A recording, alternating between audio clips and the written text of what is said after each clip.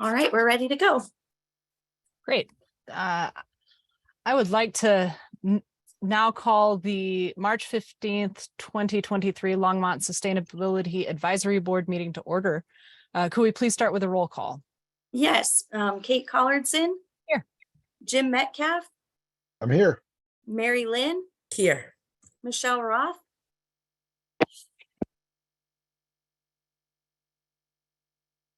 Michelle, are you here? Where'd she go?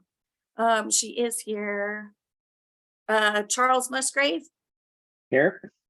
I think I maybe forgot to elevate her permissions. 1 second. Yep, that was my bad. Sorry. Michelle, are you here? I just emailed you. Yes. Yeah, I couldn't get off of. We're good. Yeah, there you go. And Robert Davidson is not going to be able to join us today. Ralph Grosswald. No. Staff member Lisa Knobloch. Here. Becky Doyle. Here. Francie Jaffe.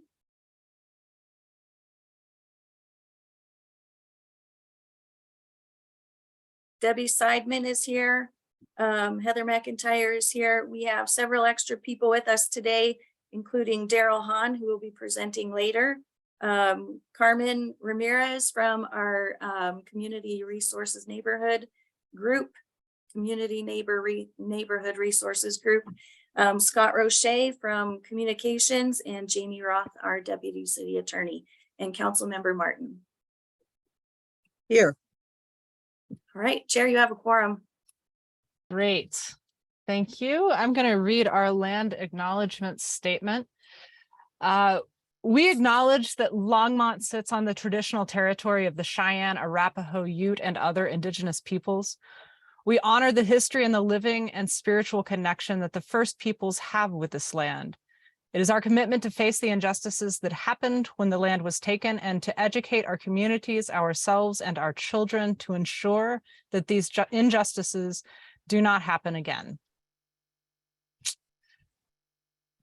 Okay, moving on to approval of the minutes from the last meeting. Were there any corrections?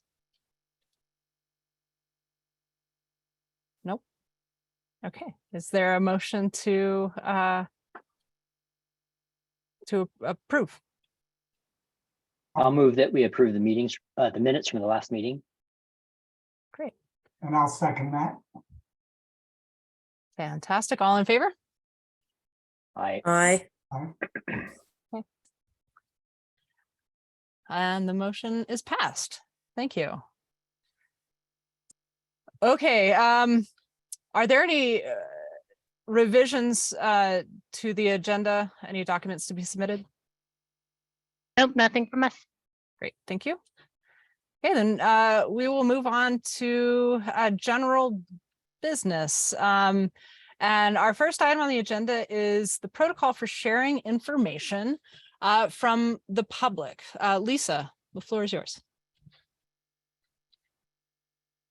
Great, yeah, thank you. I appreciate that. We wanted to bring this conversation forward because we have been getting a lot of email communication from the public lately, and we wanted to.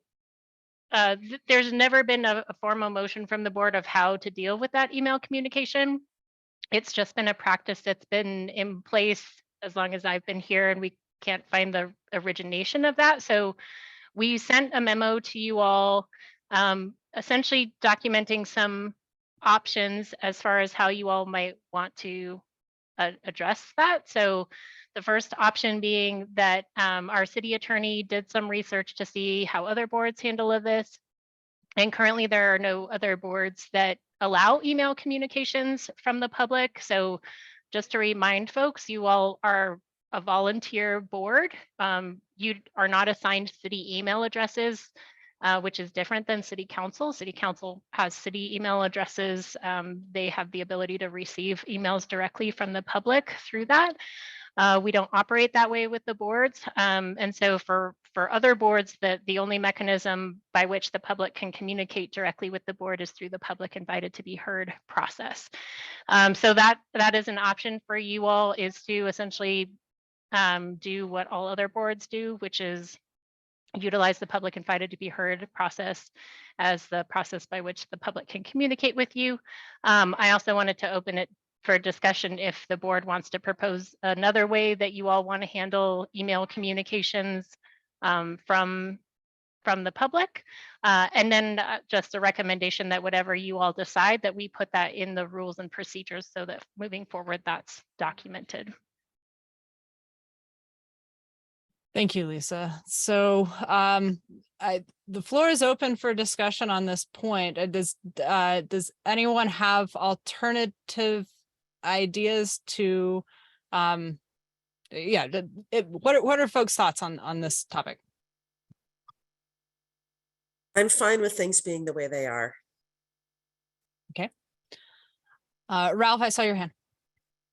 Could Lisa explain again, other boards, are they accepting, we've gotten quite a number of emails. It's a lot to, others are not doing that. Okay. No. Okay. So I do have some comments, especially since we've been getting quite a few and many of us have other responsibilities other than the board. In general, I feel it's important that we create vehicles to make sure the public gets heard while still respecting, the responsibilities of the people on the board.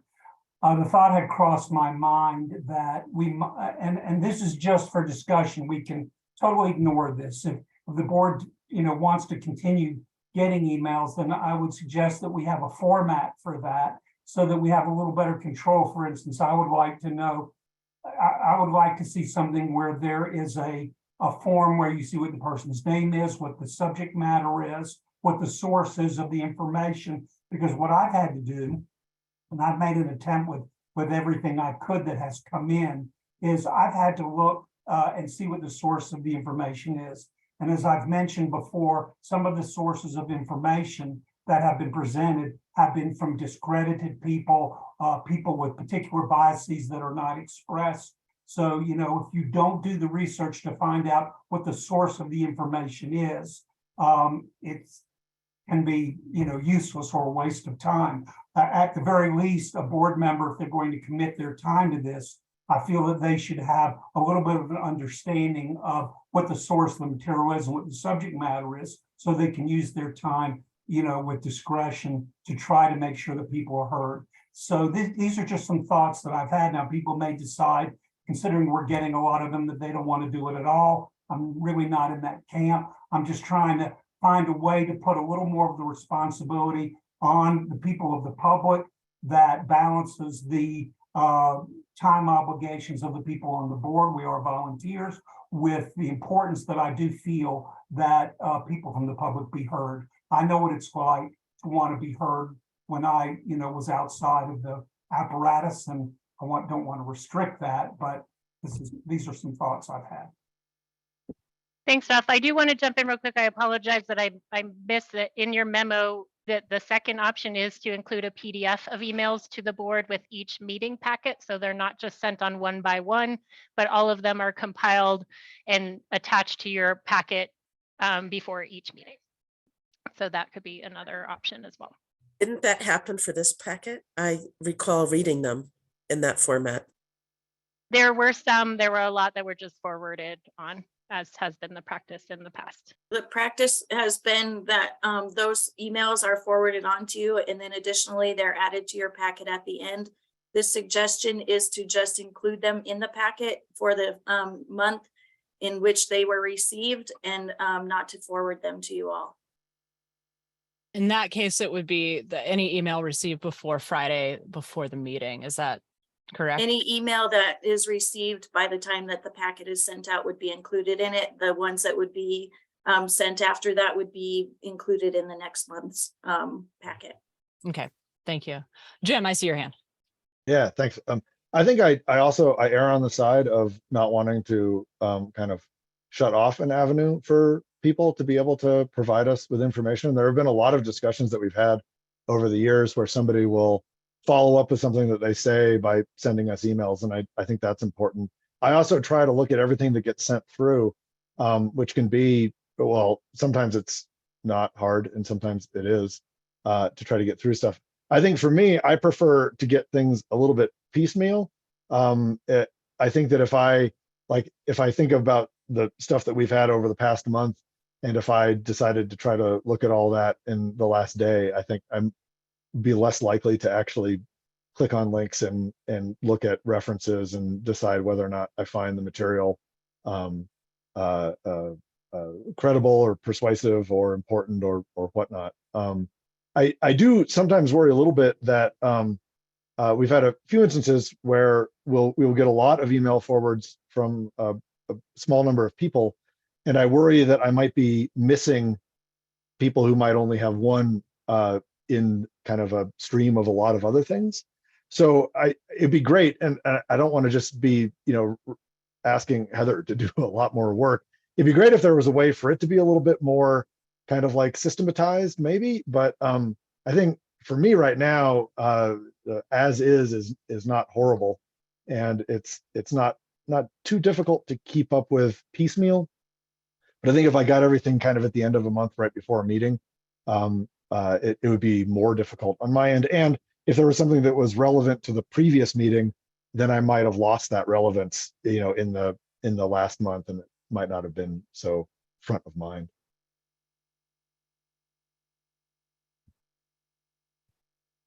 Yeah. Michelle.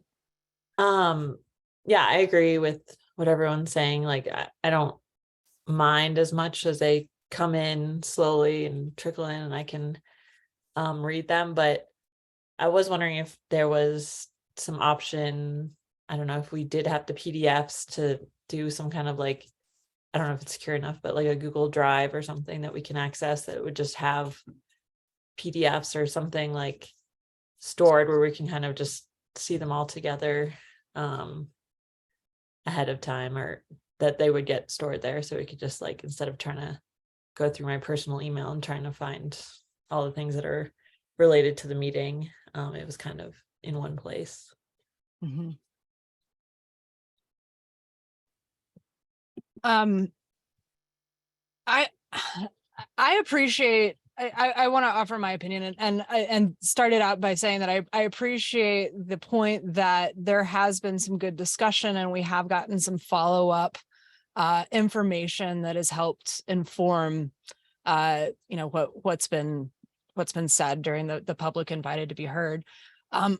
Also, the section in our meeting titled Public Invited to be Heard is the avenue that we have, that every other board in the city of Longmont has for the public to interact with board members. And I wonder if there's a middle ground to be able to, if we have a question or want to request some follow-up information, that is the way that we could accept emails. And then otherwise, if somebody has something that they want to say, that they're invited to bring that during that time during our agenda.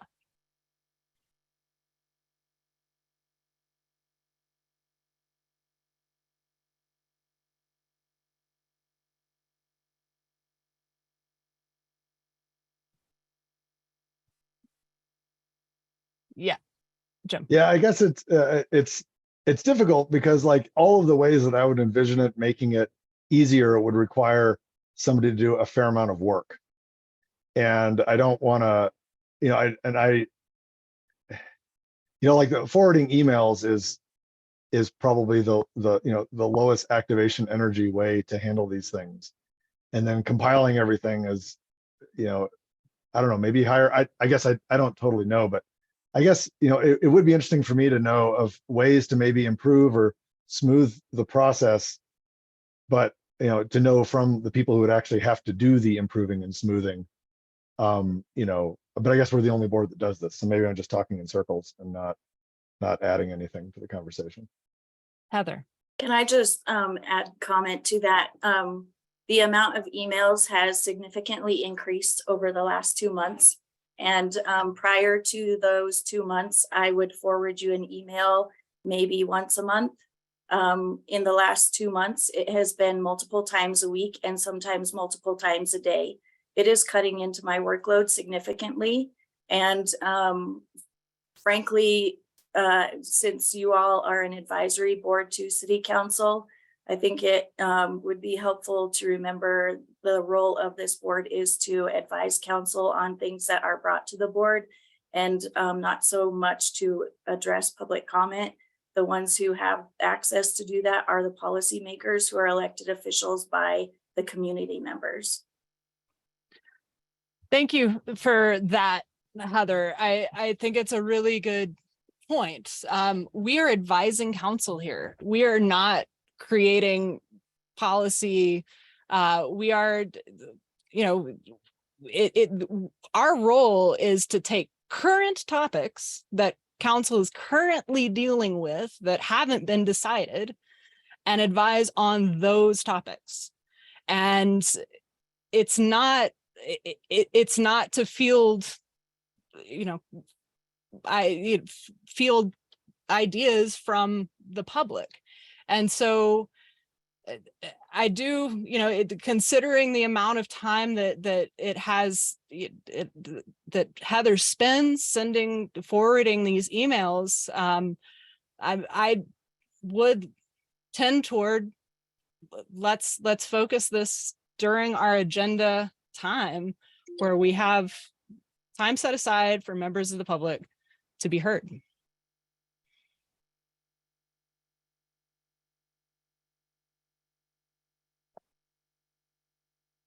Ralph.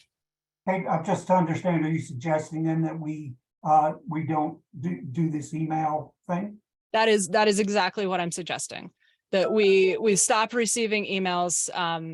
That this is, that if folks have things that they want to bring to our attention as a board, that they have the opportunity during public invited to be heard, and otherwise there is not an opportunity to interact with us. We are not city council.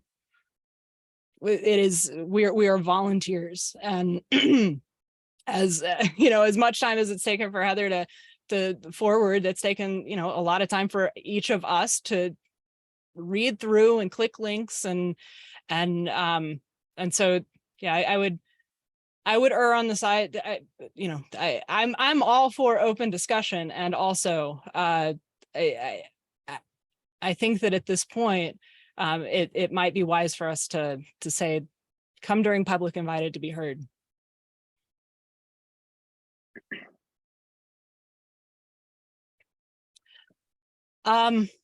Charles, I'm very interested in your thoughts here. Yeah. So thanks, Kate. It takes a long time to read a paper, especially to read it carefully and to check the references, and especially the key references. I think my guess is that Heather has to do a little bit of filtering to make sure that what's being forwarded to us is appropriate. We've had a couple of cases where things were forwarded to us that were not appropriate. So it is very time consuming, especially with the level that this has reached. It's like, it's almost like, anything that comes across that gets forwarded to us, I don't, just even looking through it and figuring out whether it's something I should look at with my limited amount of time, that takes time just to filter it. And so I would either support that only having an avenue that's the public invited to be heard, or that they just get attached in the packet on those Fridays. And I understand, Jim. Well, I have the exact same thing, that it's much more likely that I'll have time if it comes in piecemeal. But if I just go in once, the overhead of like just even clicking on the email and looking when it's a list of emails that comes out, you know, every few days, like it's been, that overhead is just time consuming. And if I just had it all in one place and I could kind of scan through, and it's pretty, sometimes it's, you know, you can kind of see which ones are the ones that maybe to spend time on, and other ones you just kind of ignore because you just don't have time, or it comes from a source. You know, if it's a YouTube video, for example, of just some random person, I'm less likely to do that than if it's a published article in a peer-reviewed journal from people who have good reputations. But I just, yeah, I feel like I'm being spammed, and it's time consuming. And I have over 30 years of expertise and experience as a researcher, and you know, my time is valuable, and I want to use that to help the city. But I think going through in some cases, some articles are actually pretty useful, and I've been educated, but quite a few of them have been really just off the wall, and I just can't spend time even, yeah, paying any attention to that. Just a waste of time. Agree. I do want to let you know, in response to Charles's messages, I actually, we have asked city attorney's office, and have been advised that we don't filter those emails. So every email that I have received, I've passed along to you as they have come to me. It has become increasingly uncomfortable to do so with some of the comments that have been included in those emails. And just for an example of workload today, I spent most of my day on Sustainability Advisory Board things, and I have a list of at least 15 emails that came in today for you all that I have not yet forwarded on to you. Okay. Thanks, Heather. Thank you, Heather. I really appreciate that data point. Yeah, Jim. I just say it's very unfortunate that an avenue to interact with a sustainability advisory board is being abused in this way. I find that a shame. I appreciate that, and also it seems to be like, again, unique to our board that we even have this avenue, and to, you know, I'm really tempted to suggest that we align with other boards on this, and say this, we're not accepting emails. Lisa. Yeah, I also just want to again remind folks that people always have the opportunity to go directly to city council as the policymakers. People can show up at public invited to be heard. They can email, they can call, they can interact directly with city council members. And so I think that has been in part why the boards don't have that opportunity, again, because we want to be mindful of what the board's role is. So it isn't necessarily taking that ability away from people in general to make their voices heard. It's just directing folks through the channel of city council. Okay. Thank you for that reminder. Okay, is anyone willing to make a motion on this? I have one last comment. Mhm. I don't consider the emails that have come through as abuse in any way, shape, or form. I consider them to be passionate and sincere communications from the public. And it's very likely that the public had no idea what the workload was being generated for Heather, or that we would be coming to a vote like this. And I would like to ask, since I'm wagering that many of the people who have been spending emails are currently in this call, that we table this discussion and see if the board member of the public could perhaps organize their comments and submit perhaps multiple links at a time and so forth, so there isn't so much forwarding, and just try that for another month or two. And I apologize for the unstable internet connection, but I do have to turn my video off where my computer will freeze. Thanks for that. comment. We have a very full agenda, and I do want to move this discussion along. And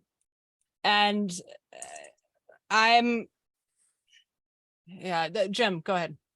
I guess, I mean, alternatively, because I feel that, I mean, I think some of the emails, especially one of the ones that we had to then have apologized, the city actually then apologized for an insinuation that all of us on this board who are interested in sustainability are, well, an alternative way to do that is to say it's gotten to a point where it's clearly not working, so we're going to press pause for 6 months. And people, everybody here will still be able to do the public invited to be heard, if they can say what they want to say, or they can actually contact the actual policymakers at the city on a regular basis, which are the city council, which for I think a lot of the topics that we've been forwarded about are not necessarily things that are on our sustainability schedule anyways. And so unless there's an actual policy we're advising the board on, we really wouldn't have any role anyways. So in some ways, I mean, the idea that Heather is dealing with another 15 today that that she's going to have to deal with, I mean, I guess one idea would be that we press pause for some inordinate amount of time and then decide in the future if we want to restart and see if perhaps it can be done in a way that is not overly burdensome for those involved or insulting for those involved.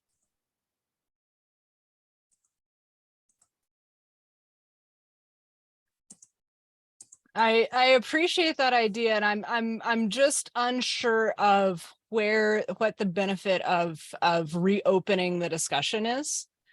Again,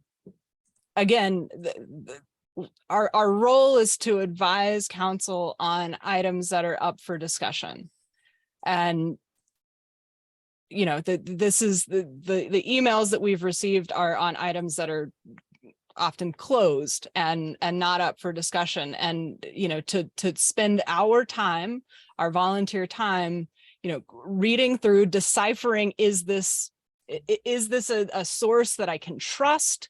Is this worth my time? To Charles's comment, it's a lot of work for us in addition to it being a lot of work for Heather. And my view here is that if we're going to cut it off, let's cut it off, and not we've been pretty good at kicking the can down the road quite a bit in this board, and this feels like something that we can just kind of make a decision on and move on, would be my preference. Yeah. That said, in order to do that, we would need a motion. And if no one is willing to make that motion. Okay, I do have one last comment. A community has become activated about an issue. They're trying to contribute around the issue. I'm not thin-skinned about the opinions that come through. Some I agree with, some I don't. To try to cut off an avenue of communication just as it's been opened up and people are using it feels it feels inappropriate to me. It feels inappropriate to me to have the members of the community and outside of our community coming to us to debate an issue that we don't have necessarily much control over. And that's where I'm stuck, is this is not in our purview to make changes here. This is not our role. This is city council's role, and this is something that's been decided. And it's not bringing items to the Sustainability Advisory Board that have already been decided by city council is not a productive use of our time. So are you saying that it wouldn't be appropriate for board members to say, I believe there's significant community interest about an issue. Could we put it on a further meeting agenda? Because it seems to me that we've been doing that for the 4-something years that I've been on this committee. So we will get to this, like an item on this topic later in the agenda, I think. But we have decided as a board, we have voted as a board that there in the past that some of these issues that we're being emailed about are things that we do not want to take up anymore. The discussion is closed, and we have new members on the board since then. And so there is value, I think, in allowing some opportunity for discussion there. But just a reminder, this is something that we have taken up as a board and decided not to continue discussion on. And Jim, I see your hand.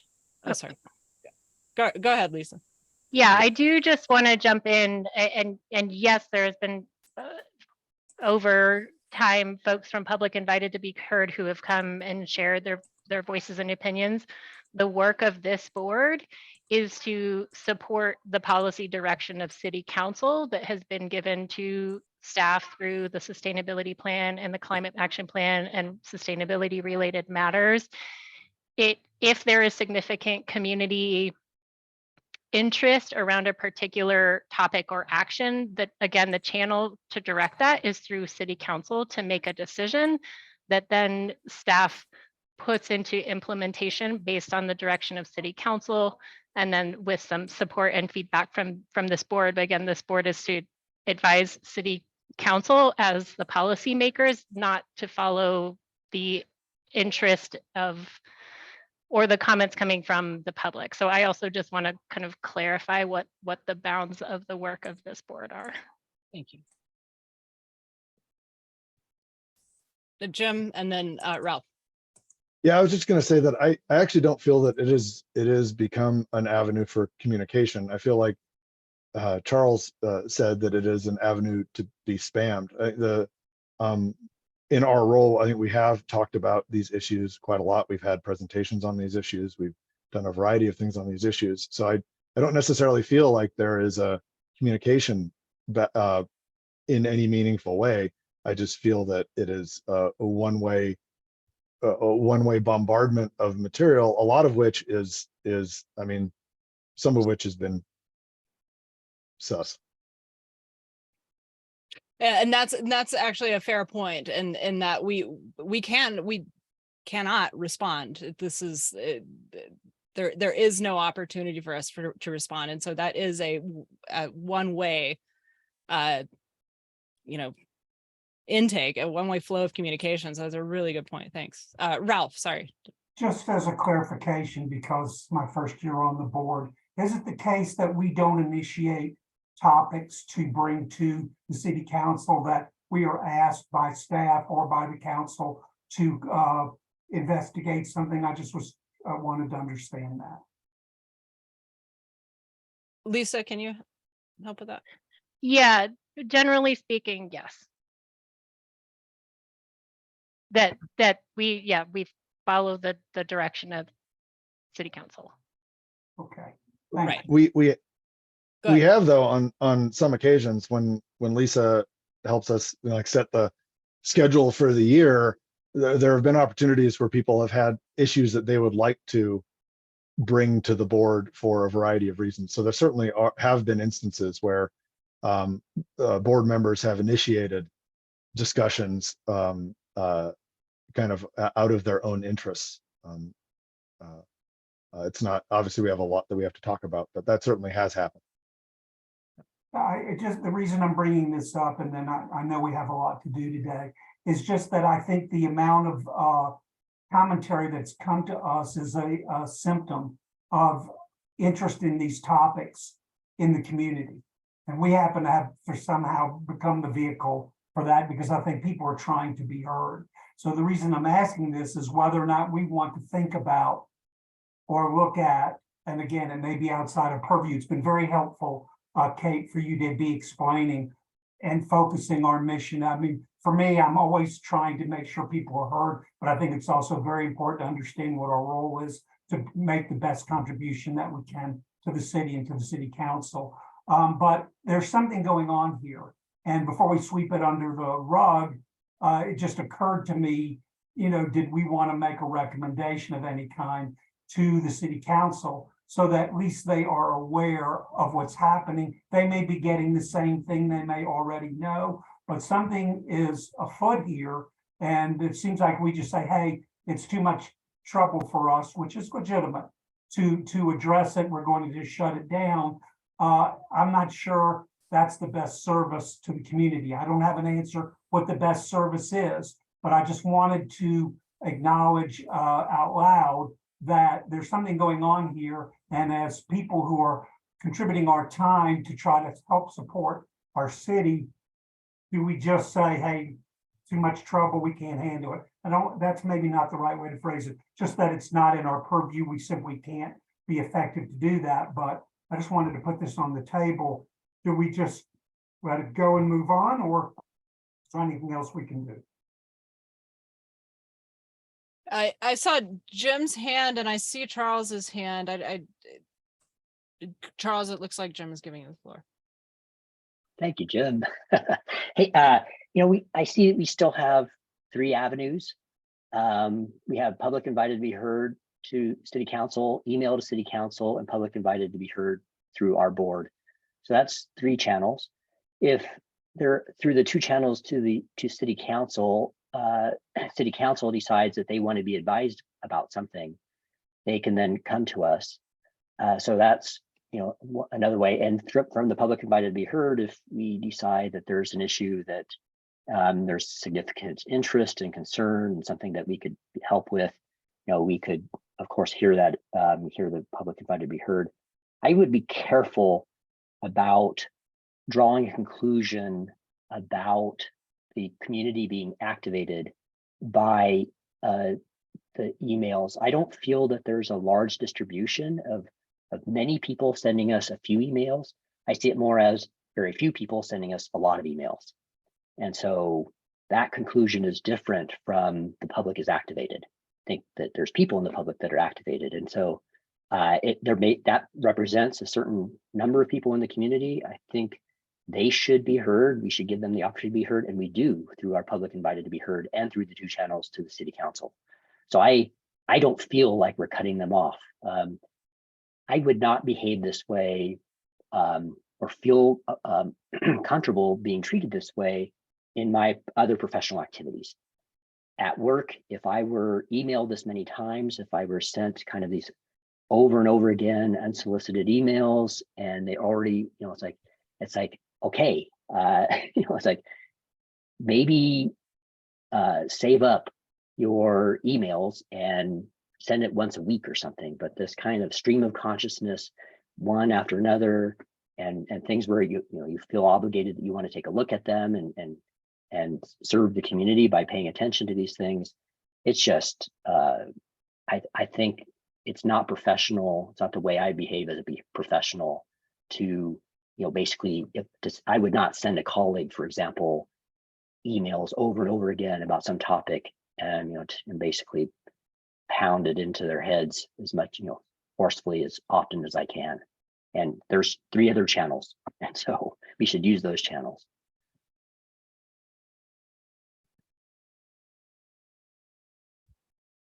Thanks.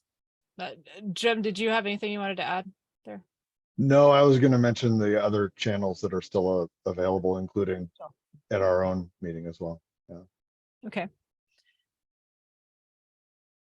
So, I'll actually make a motion. Hearing that Heather has 15 emails that she's sitting on right now, I think is a little bit astounding. And I would actually move that we no longer accept email communications as part of our role from people who are outside of city staff.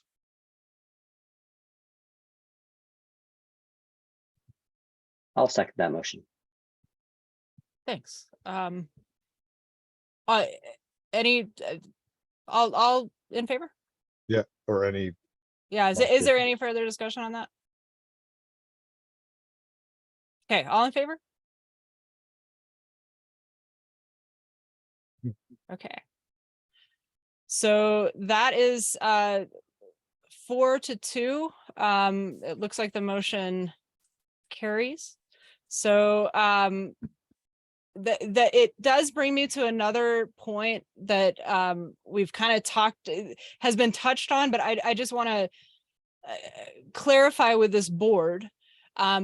We're talking about receiving information, ideas, opinions from members of our community, which to me implies people who live and or work in Longmont. Some of the comments that we've heard in the past during public invited to be heard have been from people who do not live or work in Longmont. And I would propose that we restrict that section to members of our community. As you know, this is we're advising the city. Are you referring to the public invited to be heard to be restricted to the? Correct.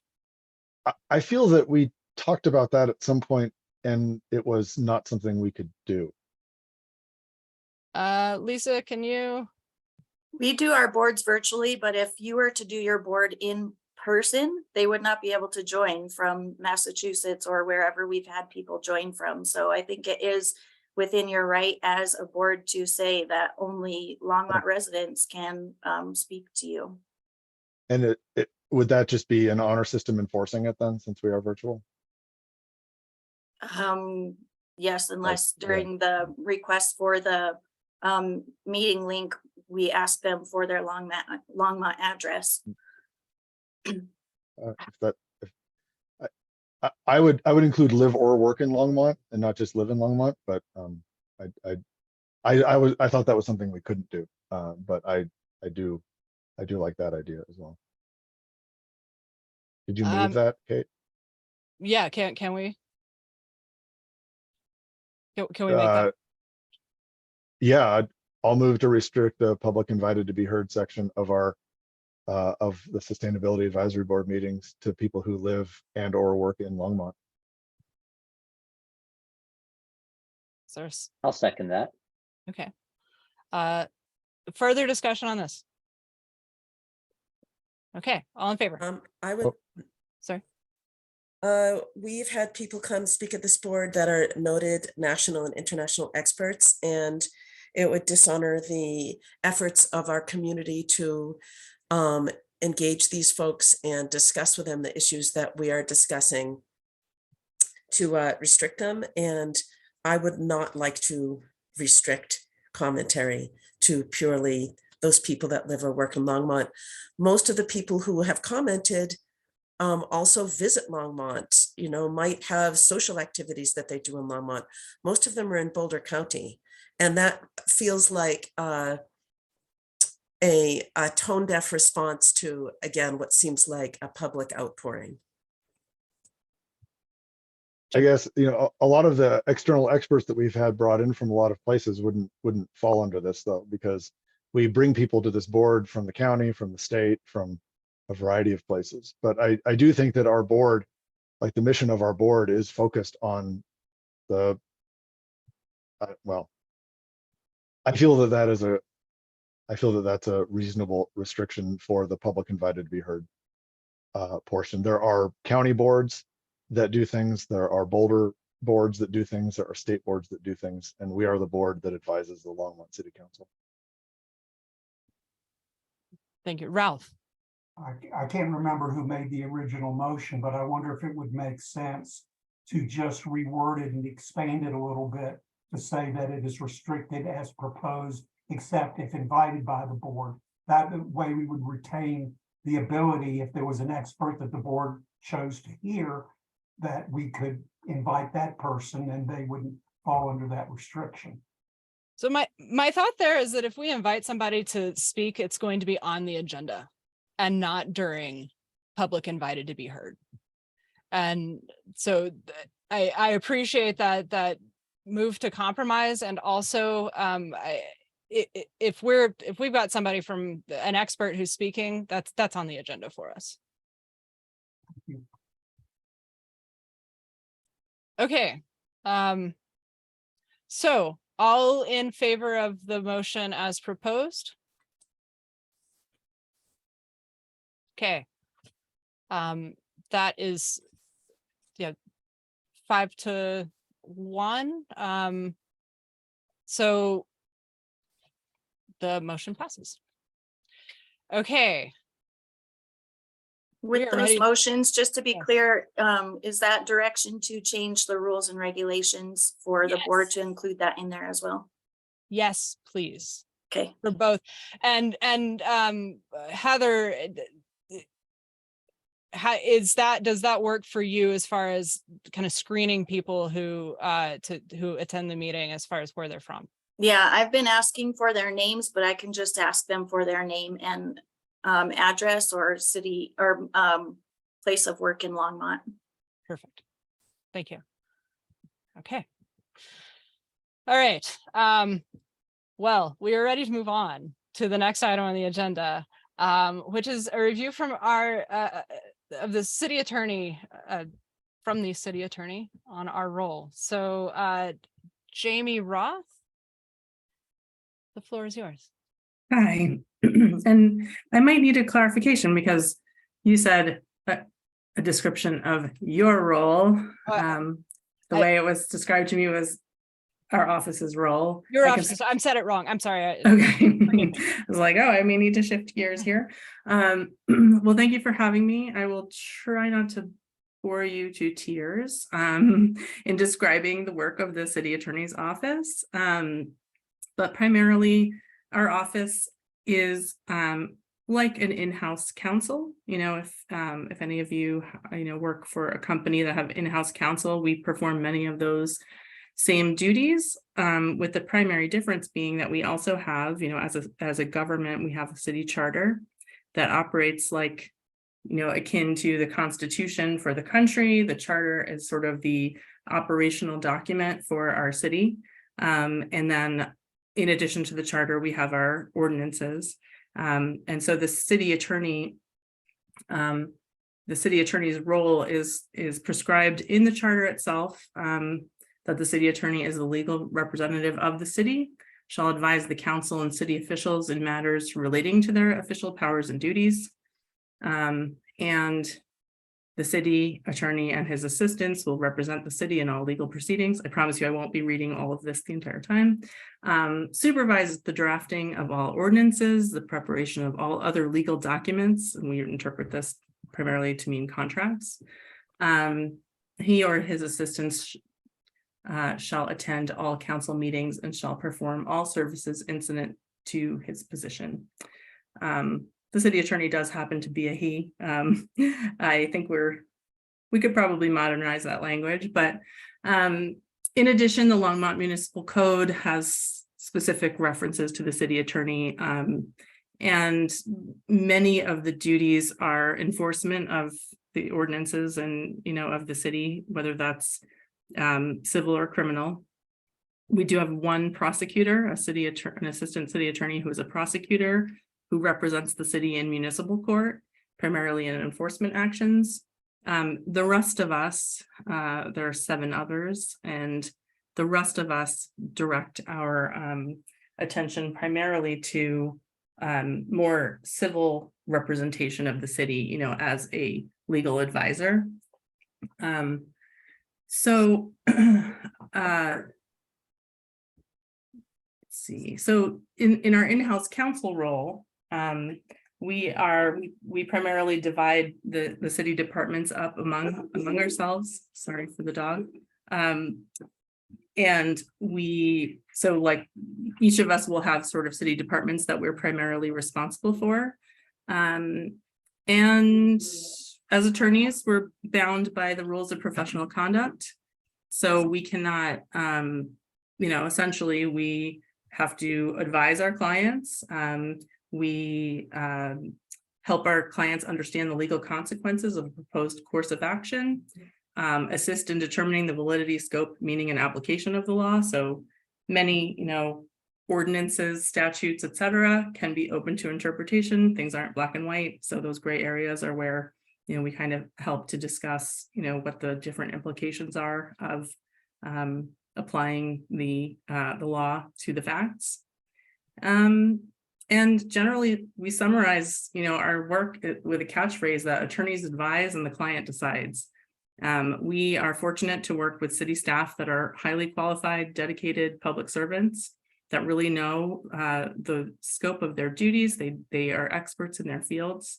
And so it is not for us to substitute our judgment for theirs, but to understand sort of the day-to-day issues or problems that the city staff are, the problems they're trying to solve, and help them to solve those problems. So I'm not sure if you have sort of specific questions or follow-up on any of that. It's hard to sort of summarize in a nutshell, what our job is, but I've tried to cover it the best that I can. Thank you. Thanks for being here and sharing with us. Any questions from members of the board?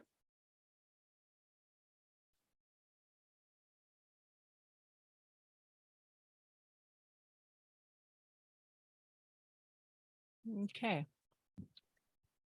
Yeah, Charles. Thanks, Jamie. Appreciate that description of what your role is, and appreciate what you do for the city. I had a kind of just a general question. Is there kind of an implicit disclaimer for our board meetings that the board members are not legal representatives of the city, and so statements that we make do not represent the city, and so the city has no legal liability for what we say? Is that implicit, or should we be adding a disclaimer after every comment or after every meeting? Is that basically built in? Yeah, I think it is built in. It's not specifically stated anywhere, but even with the council itself. So, our city council individual members have their own, opinions, and they make their own statements.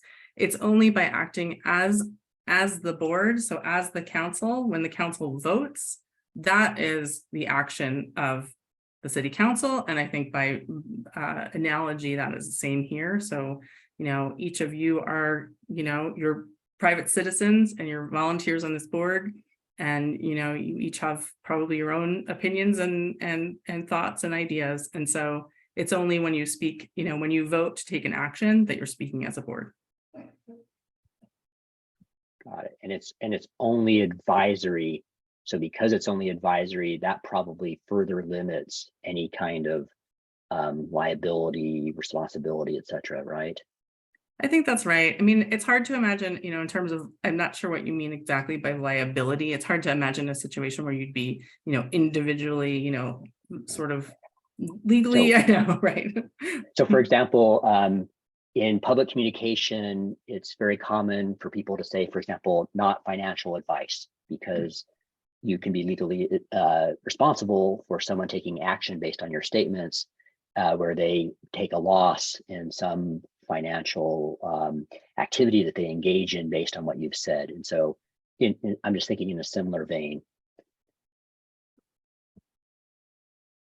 Yeah, I mean, I think here, again, this board is really, its role is defined in the city, in the ordinances of the city, and its powers and duties, that the board shall be advisory only, and the duties are spelled out to identify topics related to environmental quality and sustainability, et cetera. So essentially, if this board, even as a body, voted to do something that it's not authorized to do in these ordinances, it's almost without effect. Yes. So I'm not sure if that answers your question, but the charter says boards and commissions do what, they have the authority to do what the Code of Ordinances says. The Code of Ordinances spells out the powers and duties of this board, and anything that is beyond that would be like, sorry to drop some Latin on you, but like an ultra virus act, an act outside of the authority of the board. Yeah. Thank you. Thank you. That's exactly what I was thinking. I just want to make sure that it was correct. Okay, good. I'm glad I could answer that question. Thanks.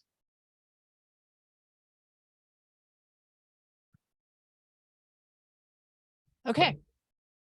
Well, thank you again for joining us. Appreciate the information. And as I've said before, we have a really full agenda, so I'm going to keep us moving. Before we move on to the next item in the agenda, however, we have 19 people who have signed up to speak during public invited to be heard. That if everyone, we will ask at that time that we restrict this to members of the community who live or work in Longmont. And that with all of those people, that will take a significant amount of time. I am therefore going to ask, I'm going to give everyone the heads up now. I'm going to ask that everybody keep their comments to 1.5 minutes during public invited to be heard.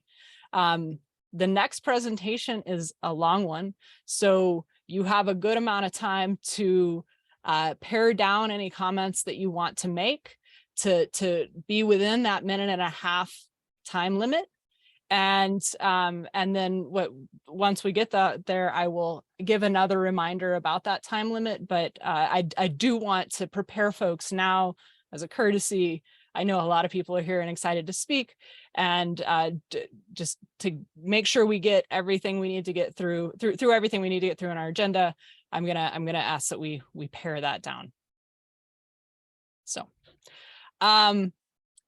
The next item on the agenda is an overview of AMI from Daryl Hahn. I forgot to mention this at the beginning, but do want to ask board members to hold comments and questions until the end of the presentation after the presentation is over. And with that, Daryl, you have the floor. Thanks for being here. Thank you, Kate. I appreciate the time to come and speak to the board today. I'm Daryl Hahn, the Acting Executive Director of LPC. I am excited to talk to you today. This is my excited face. I'm relatively stoic by nature, so if you can't see my excitement, I apologize, but just believe me on that one. So AMI is a key part of meeting our 100% renewable energy goal. And so I do have 326 slides. I'm going to go through them quickly today. I will make sure, no, that's an exaggeration. I will make sure that Heather has a copy of the slides in a PDF so that you can review them later. And on the next slide, I'll talk quickly just about the agenda. This is what I'm intending to speak to today. A little bit of background on AMR versus AMI.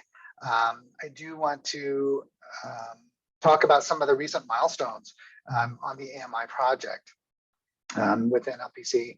Talk about some of the drivers and why did we do advanced metering? What's the point of all that? Talk a little bit about the infrastructure, and then I want to touch on a few other topics to address some questions that have come in over the last month or so. Okay, in the next couple of slides here, talking about AMR and AMI. AMR is really sort of one-way communication from the meter to a handheld device, which could be maybe in a vehicle or something like that. And that's to get data one direction from the meter to the utility. AMI, which is what I'm going to be focusing on today, is really a two-way communication. So we get data and information from the meter, but we're also able to communicate to the meter. So there's a little bit of a difference between AMR and AMI. On the next slide, I'll talk briefly here about kind of a compare and contrast between what the city's water department is doing with its AMR system and what the electric department is planning to do with the AMI system. So again, there's kind of a compare and contrast here. In both cases, you no longer need a meter reader necessarily, but with AMR, you're not able to communicate directly with the meter for code updates or to make changes to the meter and to use sort of that communications network in a way that enables some of the advanced applications that we're planning to do. There was a question about natural gas meters, that is not something that's really in the purview of the city of Longmont. The gas provider in Longmont is Excel. And so I don't have a lot of information or visibility into what Excel has been doing. I do know that based on the Google searches I could do, they began an AMR project back in 1994. And then in 2004, they initiated a pretty significant effort to continue to expand their AMR project across their territory. So I don't have specific timing on when Longmont was part of that, but I do know that Excel as a gas utility has been expanding its use. A couple of minutes here now to talk about milestones. Again, the water department began its AMR project back in 2012. And then that was really more about replacing the meters to the point where they could be read from handheld meters. In 2018, they installed collectors to kind of automate the ability to read more meters at once. And then in 2020, they did receive a grant to continue to expand the AMR system. And next year, they plan to complete the installation of all its collectors so that they won't, as I understand it, won't need handheld devices on a regular basis anymore. On the electric side, this is something that City Council has been taking action on for the last 4 years, since 2019. The funding is in place. We have no grants at this point yet, but we continue to look for them. We did select a meter vendor, a hardware vendor through an RFP process. We also selected a company to do the installations with us through an RFP process. We recently completed an initial deployment area of 582 meters. And right now we're working through some of the debugging and the communications and making sure that everything's working. We'll be continuing the installation here in the next couple of months, and will be completed hopefully by early to mid next year, just kind of depending on how the schedule works out. I do want to reiterate that there have been multiple presentations and discussions with City Council about this project at multiple stages regarding the funding and some of the health impacts and the justification behind the project. This is a very busy slide, and so I'll kind of just touch on some of the key points. My main point here, though, is that since 2016, when the City Council adopted the sustainability plan, and then again in 2018, when they established a citywide goal of consuming 100% renewable energy, the City Council has been actively involved in the AMI project. And so you can see some of the highlights here where staff made presentations about the funding and the electric rates and some of the health impacts. And all along the way, City Council was guiding staff to continue to move forward incrementally, deliberately on moving forward with the AMI project. Heather, can you go to the next page too?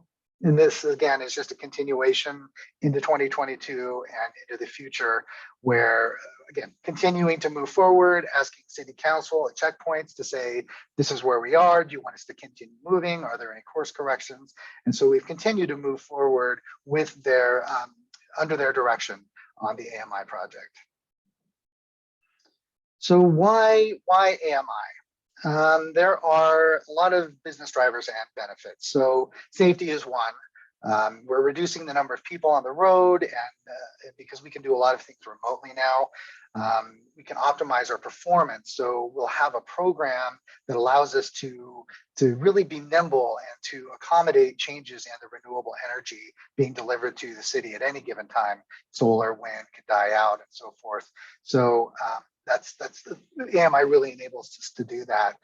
Customer satisfaction, the plan is really to provide a menu of options to our customers so that they can really be hands-on with managing their energy, or maybe a little hands-off for those who aren't interested or just have not made that a priority in their life. So we'll be able to provide some options to our customers. And finally, reliability is a big part of what we do at LPC. By having awareness of the outages before people even call in, we'll often know that there's an outage at the same time that the customer knows.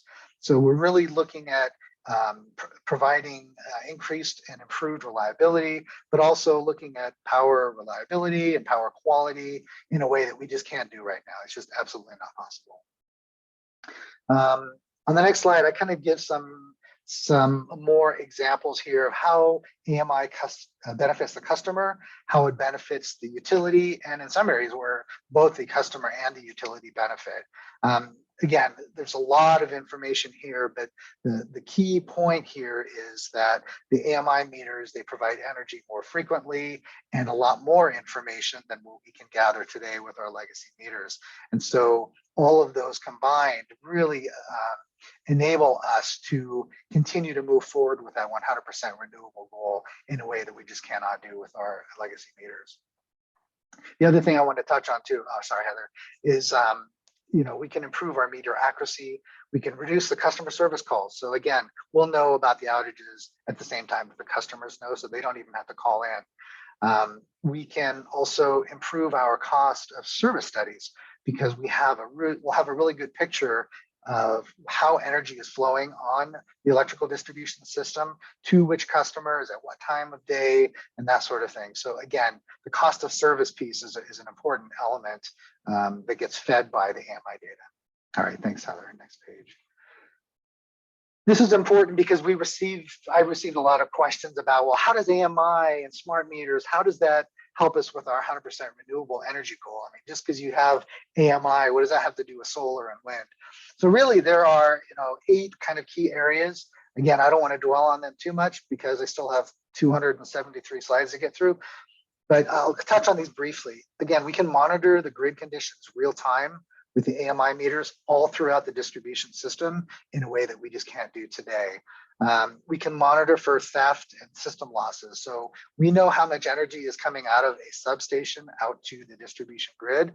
But then if you add up all the energy being used by the meters, and it isn't roughly equivalent to what you're seeing at the substation, you're having losses, which is normal, or you're having energy theft, which is not normal. So we can really drill down on a real-time basis and figure out where the energy is going, whether it's going someplace it should or shouldn't.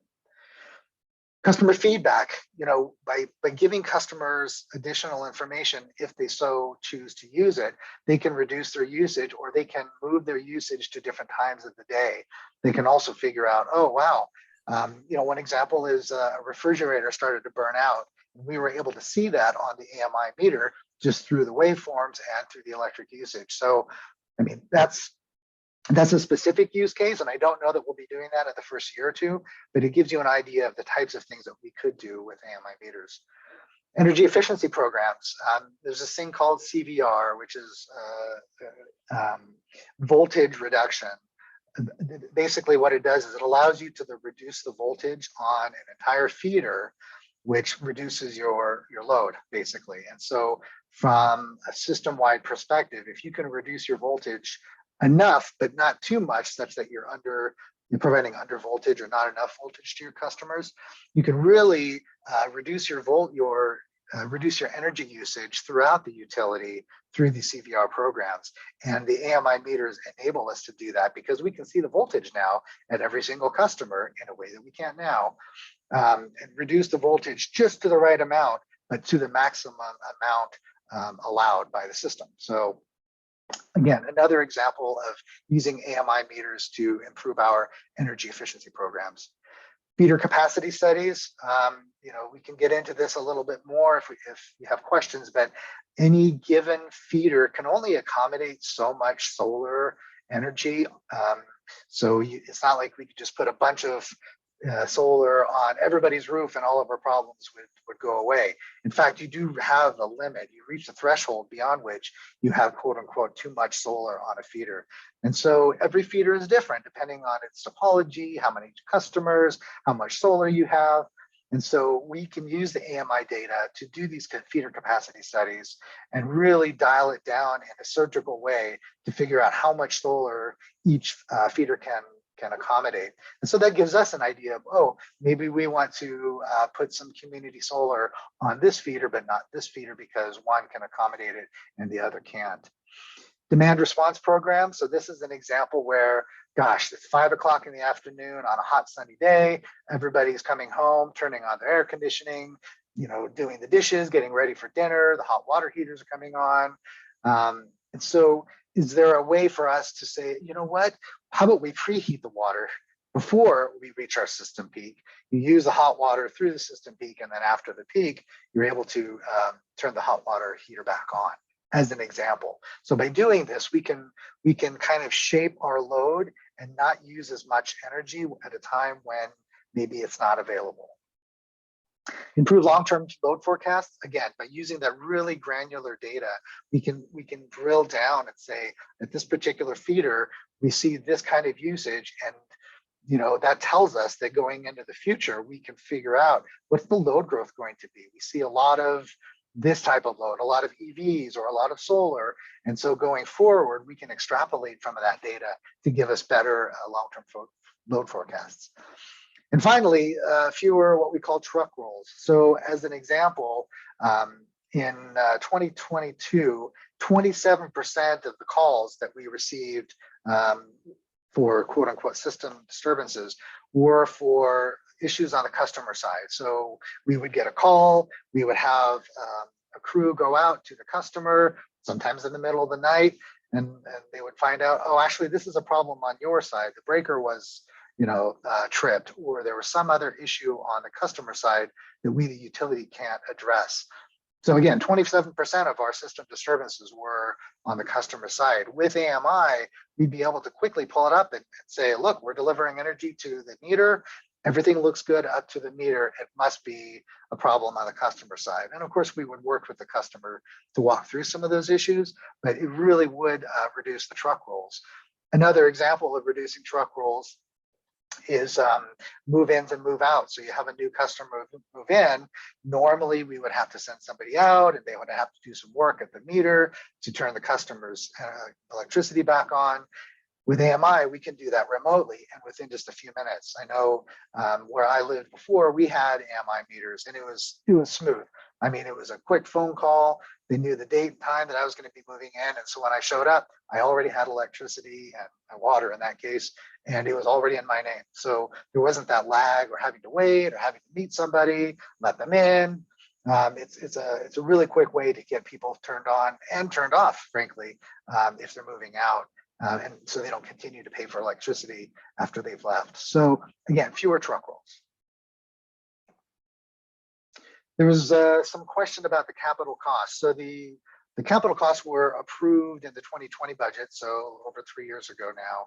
And the primary drivers for the project were, as I've talked about quite a bit here, the 100% renewable energy goal, as well as the replacement of the old meters. Some of these meters are 30 plus years old, and they're starting to fail.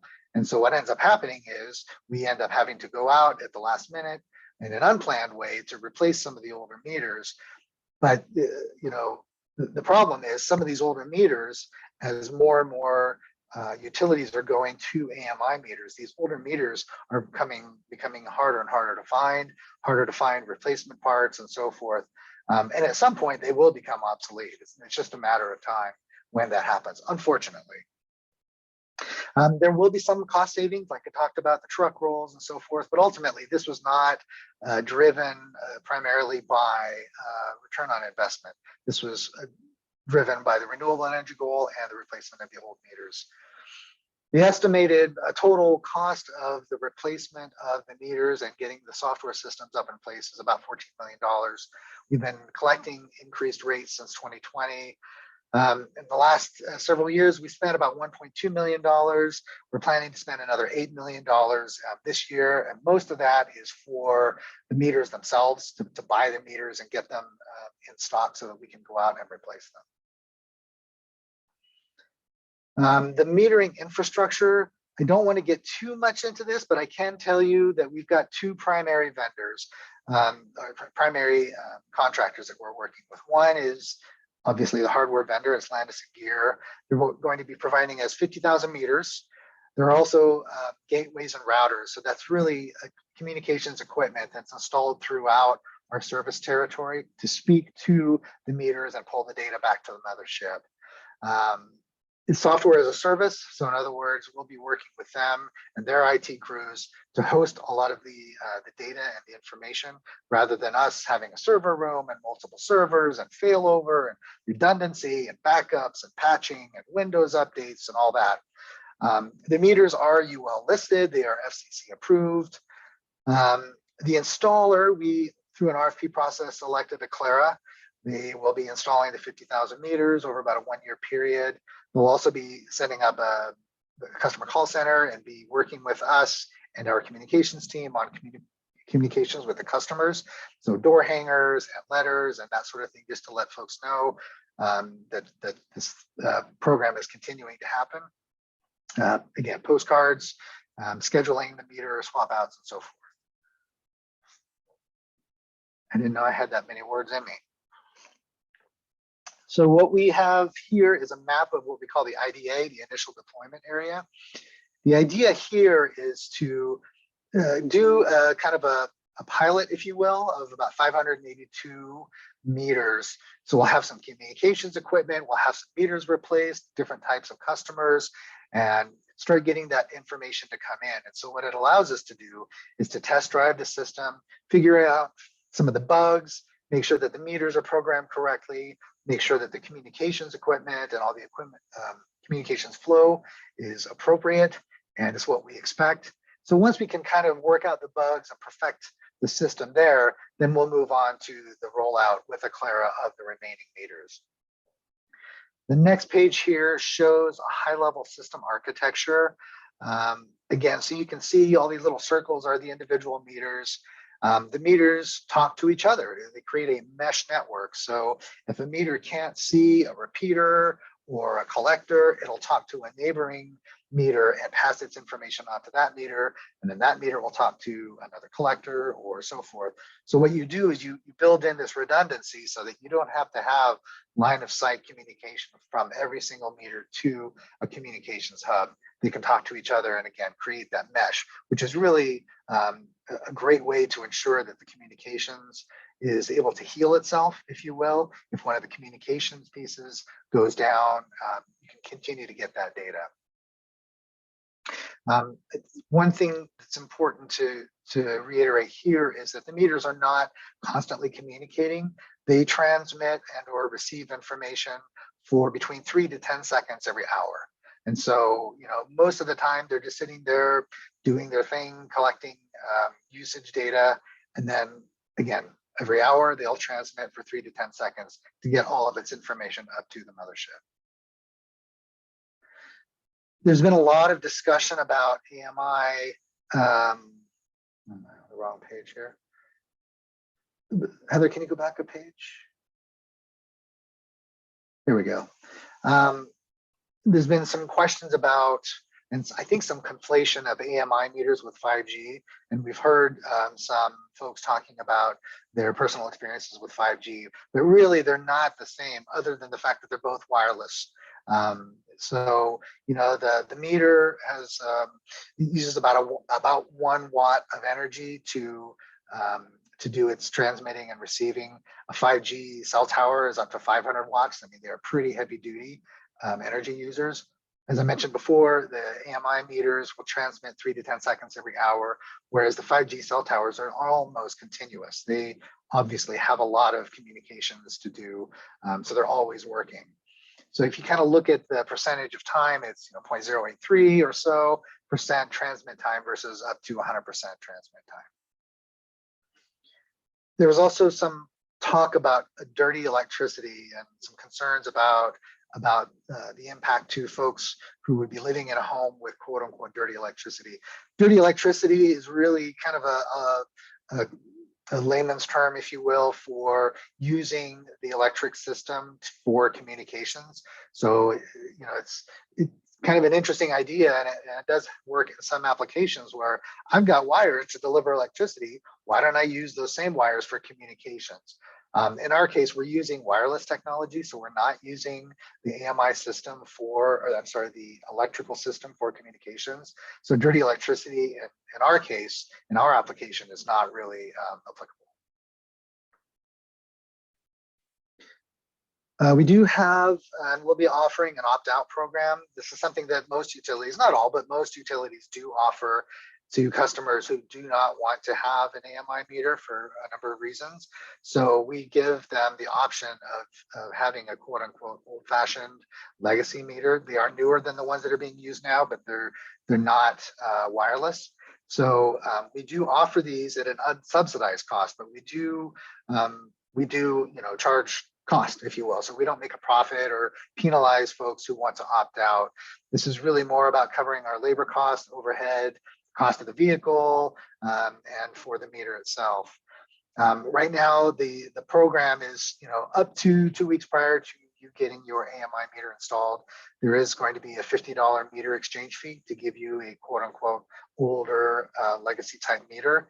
And then from that point forward, at least to start with, there's a $15 a month meter reading fee. So we do have to send somebody out in a vehicle with handheld equipment to read the meter on a monthly basis. It's something we prefer to not do because, as I talked about earlier, there are a lot of advantages to AMI meters, but we do offer this program.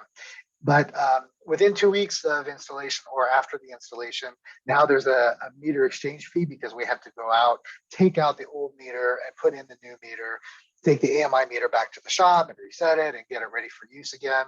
But then again, on an ongoing basis, it's a $15 a month meter reading fee.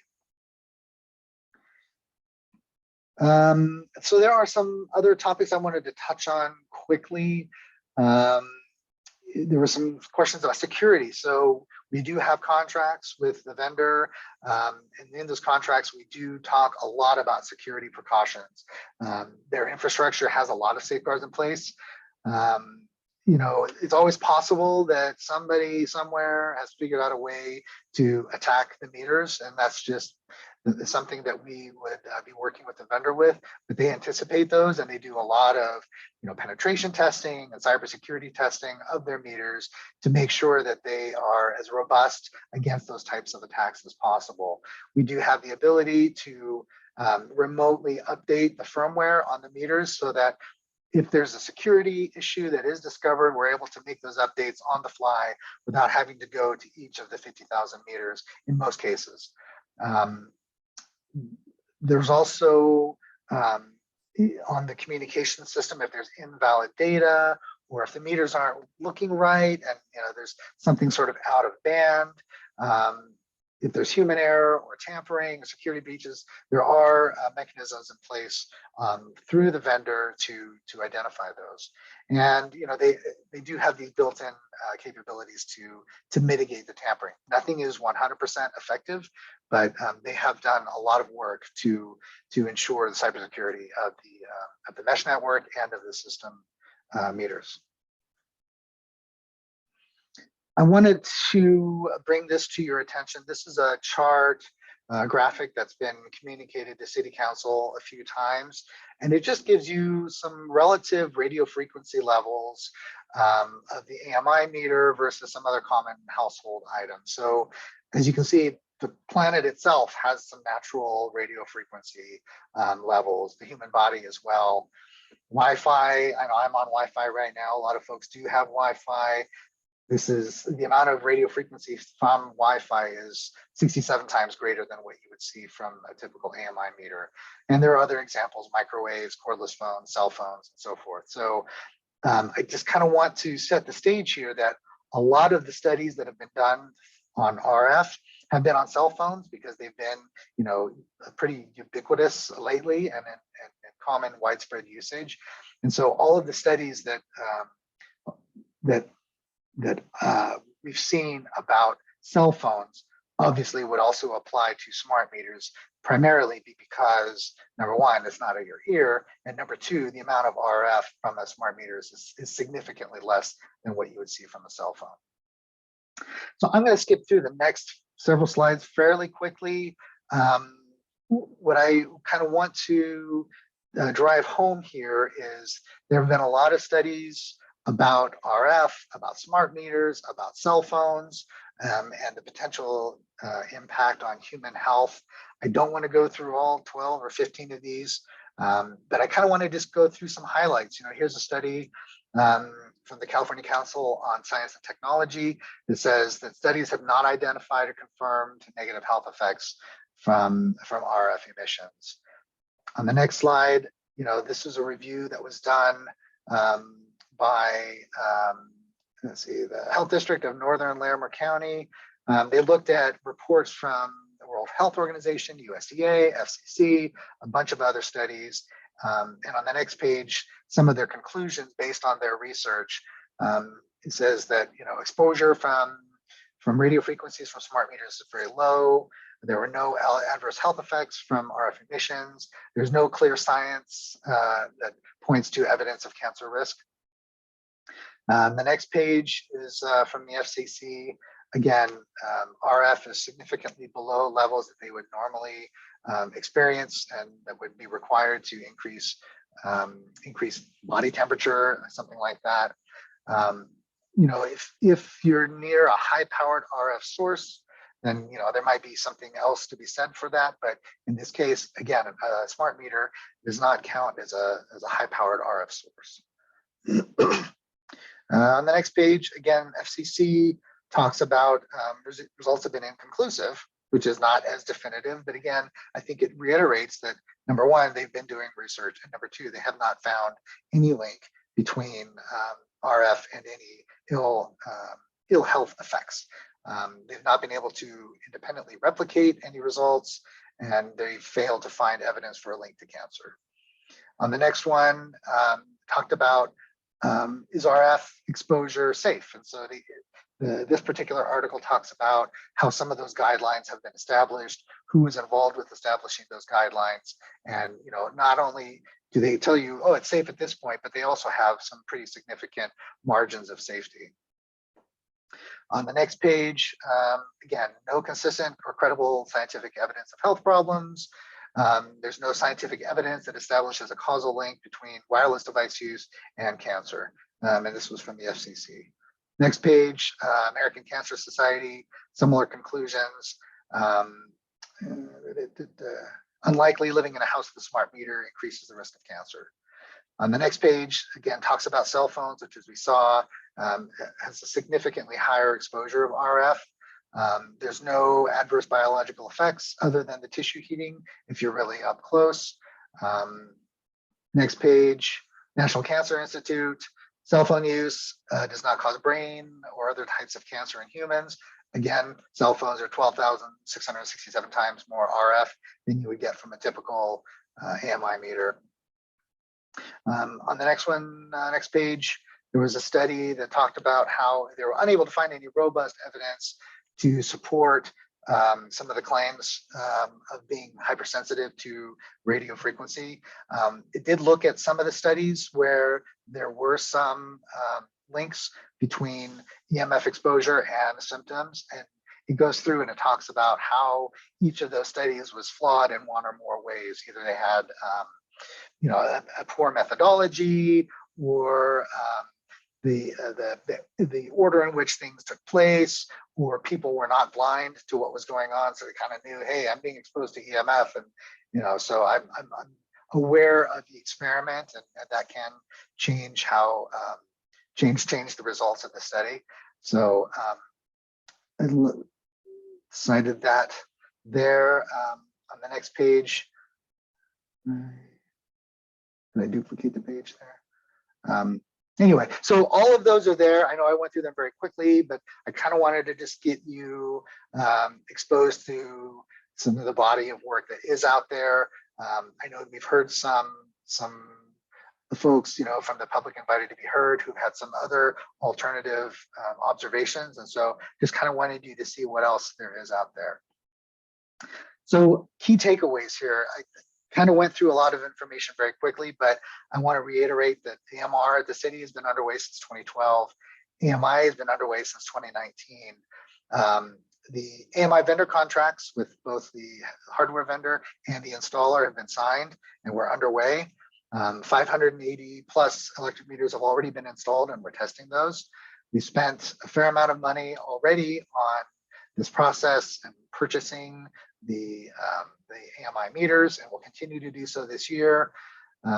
the process has been incremental and deliberate. So as you saw on the timeline page with the squiggly lines there, we continued to go back to City Council and say, here's what we found, here's what we want to do with rates, here's what we want to do with the technology, we want to issue an RFP, here's who we selected.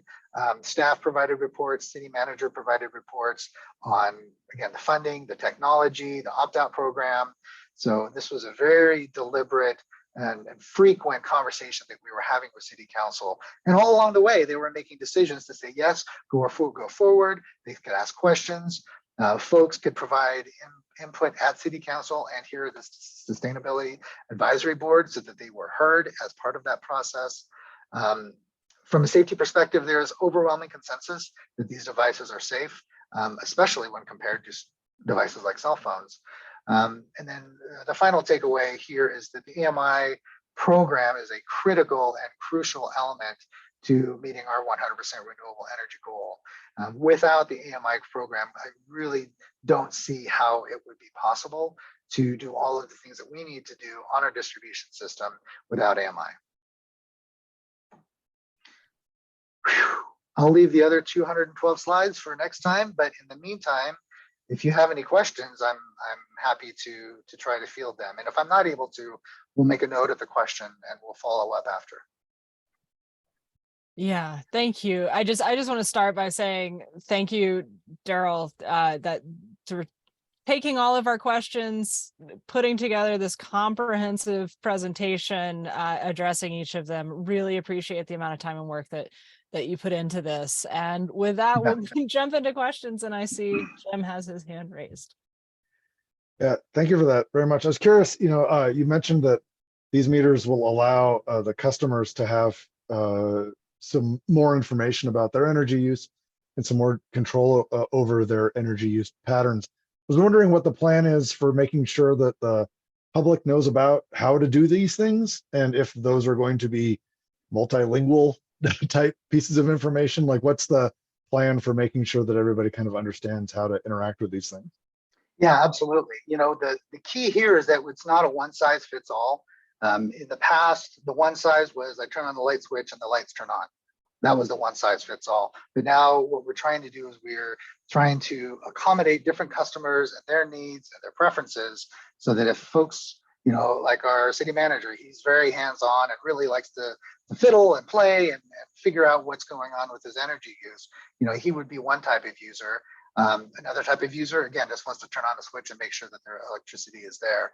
So in terms of those programs, we don't have too many specifics on those programs developed yet, but we do know what a lot of other utilities have done. We know what's been successful for those other utilities and maybe what's been less successful. So we can be what we call a fast follower in terms of learning from their lessons and kind of incorporating that into our program.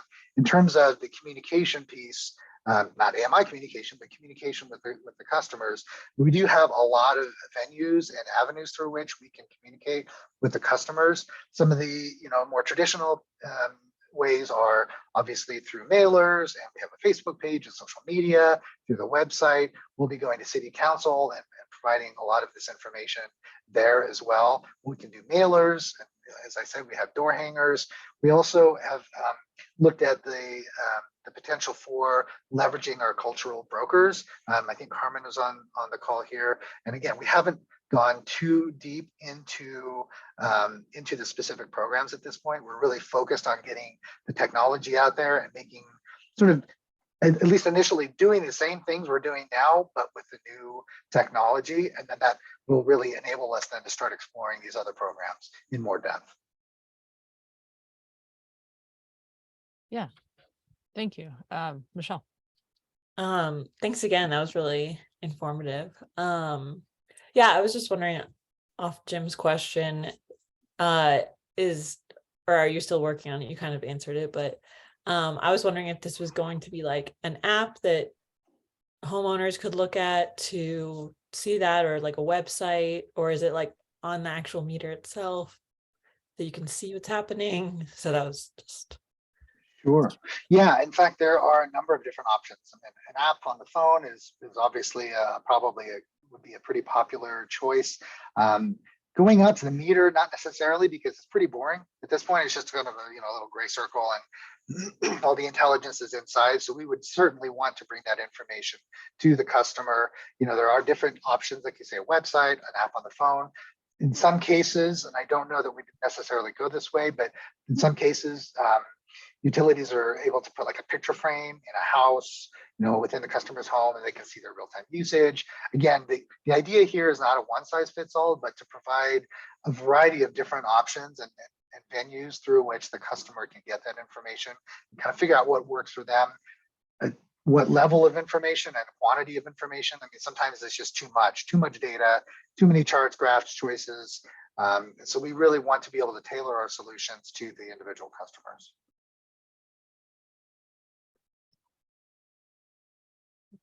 Yes. Yeah. So thanks, Daryl. That was really helpful and helped me understand better what's happening. I had a couple of questions. One is, what is the number of, I'm not sure what's the correct term, but essentially the equivalent of base stations. So I think Longmont has 2 cell phone towers, a Verizon and AT&T base station. How many base stations are there going to be to communicate with the smart meters?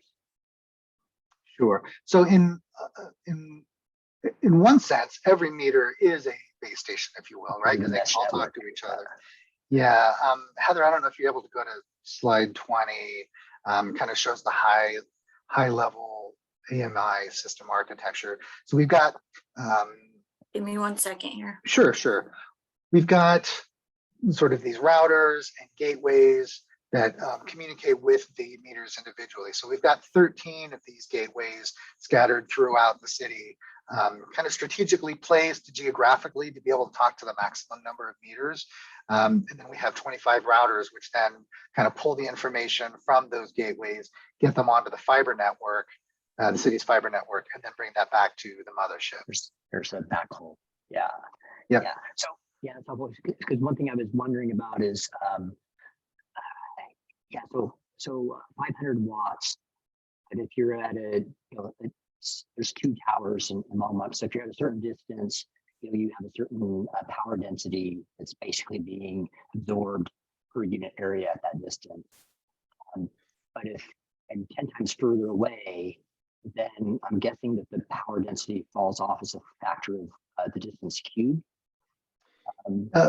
Actually, yeah, you're right. But in this case, excuse me, we won't be leveraging the 5G technology. So this AMI system architecture is really proprietary to the vendor. So when you talk about like the Verizon tower and so forth, we're completely ignorant of those systems. Yeah. I'm not so much. I'm just comparing in terms of energy density carried by the electromagnetic wave, and so the power difference is helpful to know, but it's also helpful to know on average how far away someone would be from the source of because if I can reduce the power by a factor of 500, that's great. But if I'm on average 10 times closer to a source of that emission, then it's basically 0.1% times that 500. So I get to drop that by now I get a half a watt per unit area rather than right. So that's where I was kind of going. Yeah, absolutely. And that's the thing about the gateways specifically. They are located, about 50 feet up in the air, plus or minus, kind of depending on the location and how, so how the studies have determined how high that those devices need to be in order to get the maximum coverage. But for the most part, these gateways are not at ground level or, even sort of anywhere near humans where they're normally installed. Yeah, I understand that. And one other question is, so maybe it's proprietary, I don't know, but so you mentioned the carrier frequency is different than 5G. I wonder what's the modulation frequency for the signal? Sure. So these primarily work on sort of the 900 megahertz band. So it's like 902 to 928. And so it does kind of hop around on the frequency, kind of obviously to optimize the communications. Okay, but that's the carrier frequency, right? Yes.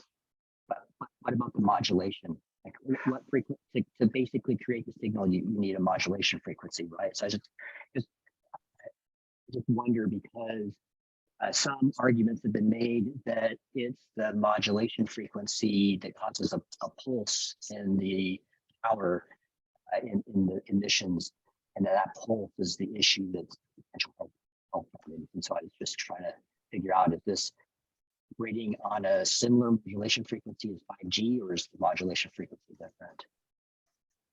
Very good question that I can't answer, but I can make a note and try to get you an answer. Okay, yeah, just curious, because if it's quite different, that also would be, if they're very similar, then the hypothesis for potential mechanism for health effect, could be relevant to both. But if the modulation frequency is significantly different, then the hypothesis would likely be relevant for.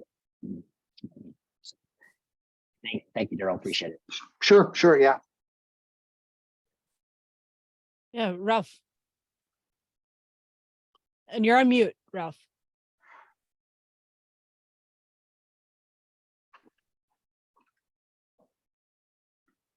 Sorry about that. I had to minimize the screen to look at my questions. First of all, Daryl, thanks so much for an incredible presentation. And somehow I sent you 10 questions. You somehow managed to touch on just about every one of them. So thank you very much for this.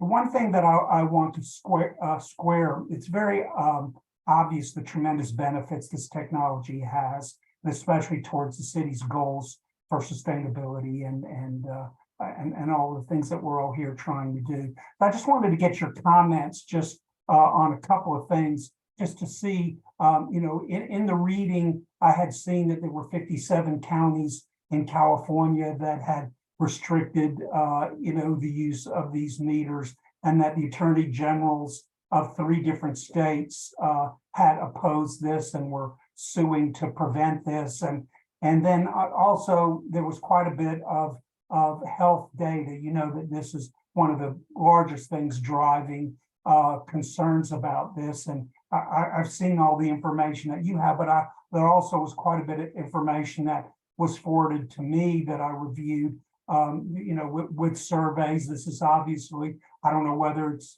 I was a graduate student in clinical psychology. There's a lot of ways research can be tainted by self-selection and, personal, opinion when you don't have hard data. But just regarding any legal opposition to this, and also just, the health data, I just wonder how much of that the city really looked at, just so we can square that and feel really comfortable that we're doing the right thing.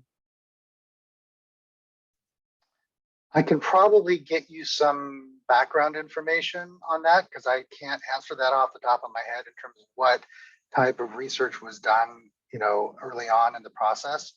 Having lived in California for about 10 years, I don't want to speak ill of a place that I love. So I really can't speak to, sort of what's driving some of those decisions. Yeah, so I really can't speak to that.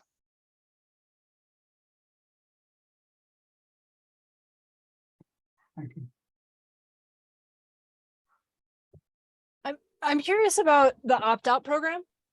And you said it's unsubsidized and that folks would pay for that. Is there any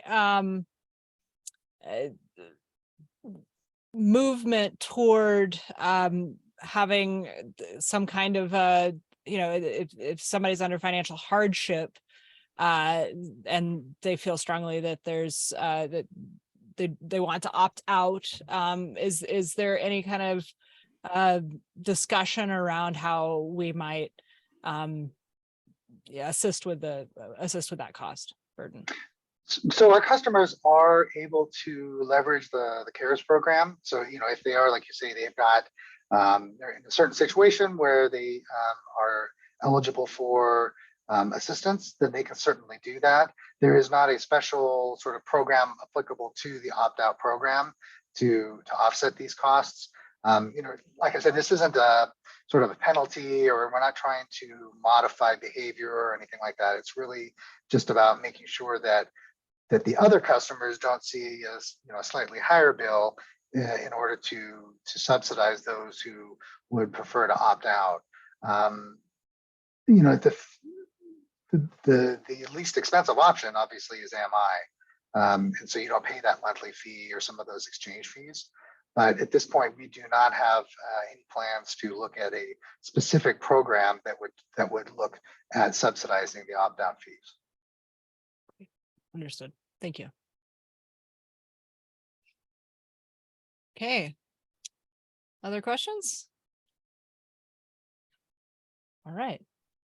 Well, once again, thank you for being here. Thank you for all of this information.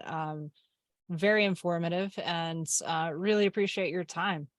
Yeah, thank you. I appreciate being invited. And I've got a couple of questions here that I can follow up on, and I'll work through Heather and Lisa to get that information to you. Perfect. Okay. Thank you. Okay. It is now time for public invited to be heard. Each person wishing to speak will be unmuted to speak one at a time. Remember, just a reminder that we are hearing comments from members of the public who live and or work in Longmont, and we're going to use the honor system on that. So when it is your turn to speak, please state your name and address or your place of work in Longmont for the record. And again, due to the high number of members of the public who wish to speak, we are limiting comments to 1.5 minutes. I will be timing you, and when I jump in, when you hit your time limit, please do wrap up your comments, and if they can continue on, you will be muted. So with that,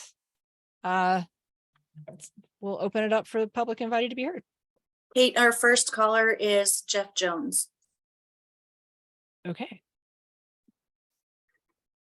All right. Hi there. I will be super quick here.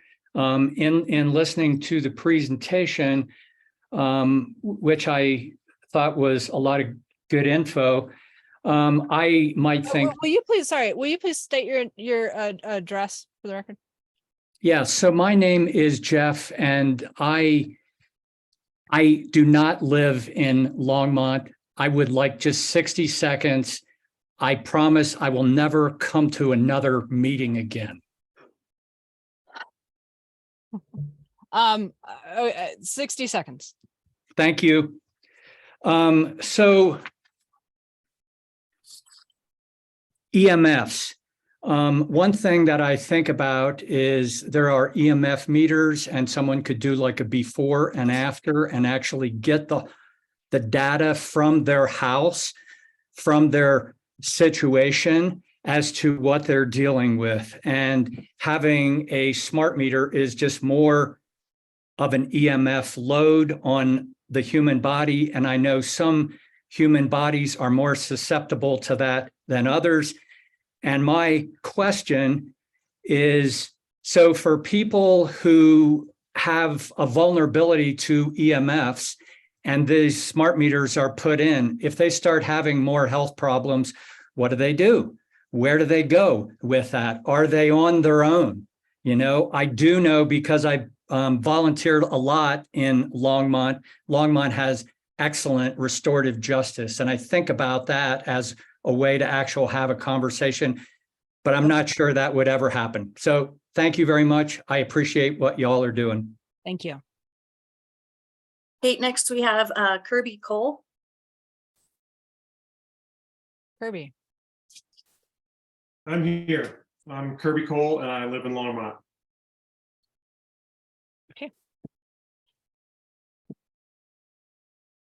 Please go ahead and start your comments. Okay. Conducted emissions, aka dirty electricity, are the noise components that are generated by a device to another device via cabling. All smart and the digital opt-out meters currently transmit conducted emissions backwards onto the home wiring systems, creating a huge antenna amplifying these emissions. Tests have shown that these meters are producing conducted emissions almost continuously at levels more than 10 times the FCC limits for Class A and Class B devices. These emissions are causing early failure of household appliances and electronic devices to include pacemakers, CPAP machines, and other life-saving medical equipment. Conducted emissions also cause stress to the human body and have been linked to insomnia, tinnitus, headaches, high blood sugar levels, as well as neuropathy and heart arrhythmias. There is no way to fix the current design, and for consumers to fix this with a UL-approved filter, it will cost them anywhere from $2,000 to $7,000. How is this so-called smart meter agenda going to benefit Longmont if we are going to have to pay to protect ourselves from these dangerous devices, or pay to treat the harm that these devices will cause to our health? This rollout is only going to place a financial burden on the people of Longmont without realizing any benefit. For the city of Longmont and Longmont Utilities to tell me that I have to pay extra every month to protect me and my family from your harmful technology is extortion. And I appreciate the board for their volunteer time, but I also question their expert, and why in the world would we listen to the agency that stands to benefit the most from the rollout of these smart meters? Please get some impartial experts in here for their testimony. And if this AMI rollout proceeds, I will personally hold everyone involved in this agenda, whether in public or private office, personally liable for extortion Thank and you for the for your harm caused to the health and finances. And next. Next is Michelle Cole. Okay, Michelle. She's on with Kirby. Just so you Hello? know. Yes, this is Michelle Cole. I live in Longmont. It is a fact that AMI is less accurate than analog meters. Categorizations that the AMI meter is more accurate is just not true, since they both must meet the same ANSI C12 specs. A computer calculation averages all of the sensor input. Therefore, there is a manipulation of the indicated reading that can be affected by many factors. Testing at the University of Twente in 2016 showed very high smart meter inaccuracies of 582%, which resulted in false readings almost 6 times higher than actual energy consumption. So claims by utilities that the AMI is more accurate is highly suspect at best. In reports such as the Navigant Consulting Report, there are extremely high rates of billing complaints where bills are increasing 25 to 40% higher year over year.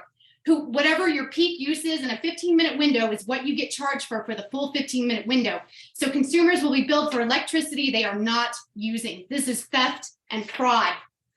The city has not given full disclosure on all the health and safety risks, including the cybersecurity risks associated with AMI meters and the likely increases in billing. If the employees of the city of Longmont refuse to do their job and care for the health and safety of the people, then I also reserve the right to hold all those responsible accountable for their unethical and unlawful rollout of these meters. Thank you. Next up, we have Susanna Roll. Great. Susanna? Okay, can you hear me? Yes. My name is Susanna, and I work in Longmont. AMI is not secure. It has a physical backdoor. There's a special tool that is used to program the meter. A malicious actor can easily obtain one of these tools.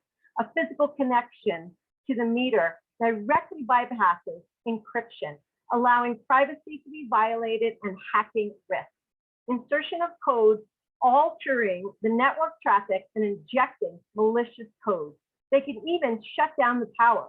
The default passwords are published in the meter documentation. The network has a weak link. A malicious actor can send a strong RF broadband signal, multiple frequencies all at once, pointed at this network point, blocking transmission, and no readings can be sent to the utility. The AMI meters have tamper protection in them, and when they do not get an acknowledgement back from the utility over a certain period of time, they begin to shut down. You do not need to know the encryption key. Just block the transmission to the network access point with an overwhelming RF. There is a backdoor to consumer data. Once access via the gateway is enabled, there is a firewall to block data access. So personal email, video data, etc., can be accessed by utilities and hostile actors. If you get the Zigbee network, you can observe all this type of data easily, and Okay, it that's, can be, sorry. If you can get on the Zigbee network, you can observe all. Next up, we have Doe Kelly.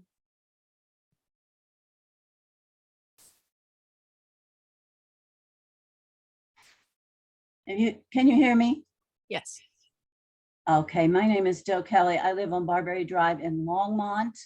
First, the FCC guidelines as quoted cannot be considered relevant since the 2021 EHT-CHD lawsuit, where the FCC was ordered back to the drawing board for failing to appropriately consider the 11,000 pages of updated submitted science on wireless harms. Secondly, when will the Sustainability Advisory Board invite an expert of the public invited to be heard's choosing who disagrees with your own to come and present to the SAB? We demand such an invitation. Thirdly, I think it's a great suggestion to subsidize the opt-out fees if this goes ahead. These fees are going to double our personal monthly electric consumption. I'm really disappointed that you will limit the number of people who can come to express their opinions at this board just because this happens to be a hot topic as the rollout approaches in Longmont.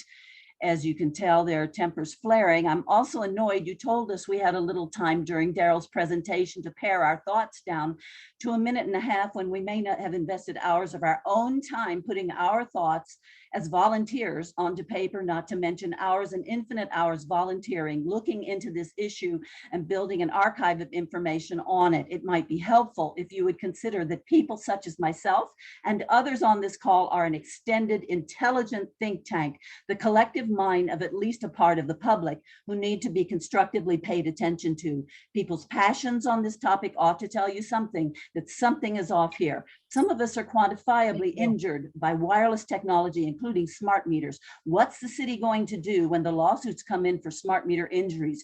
Thank you. That's your time.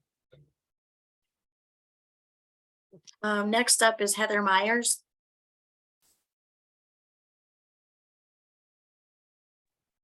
Hello, actually, this is Josiah Mueller, Heather Meyer's wife, and I could speak for her. I logged on through her computer, so I think that's why my name's wrong.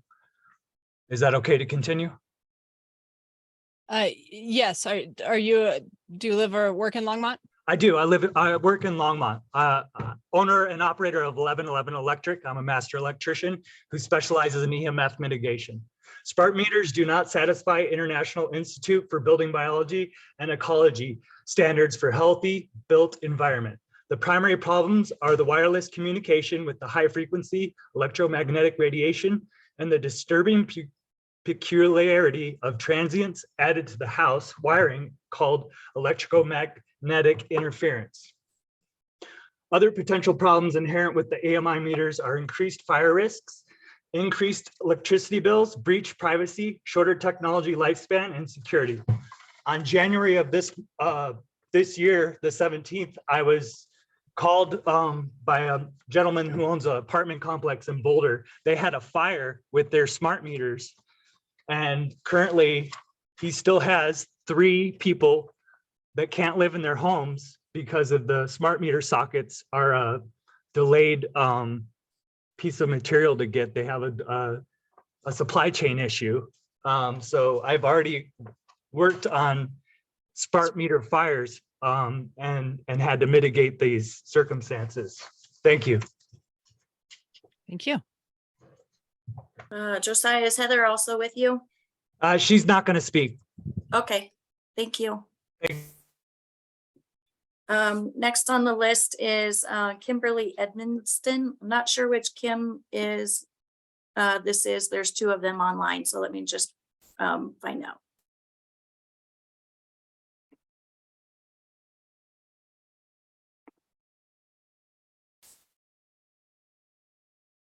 Kim, are you able to unmute?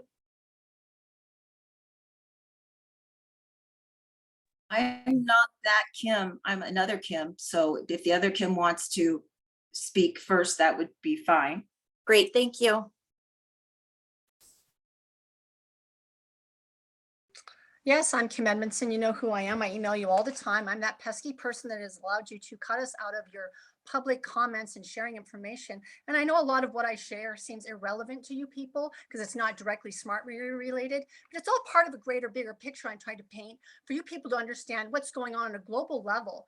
These smart meters are just part of a global enslavement system, along with Marcia Martin openly stating just the other day in a video she put out through Longmont Public Media about her plan for 15-minute cities and getting rid of all of our cars. We're going to build all these high density housings so we can all just walk around everywhere. Yeah, great for you. You won't be here to live it, will you, Marcia? But anyway, Daryl, he brought up some points, and all of his slides he showed about the radiation levels are wrong and inaccurate. That's false information.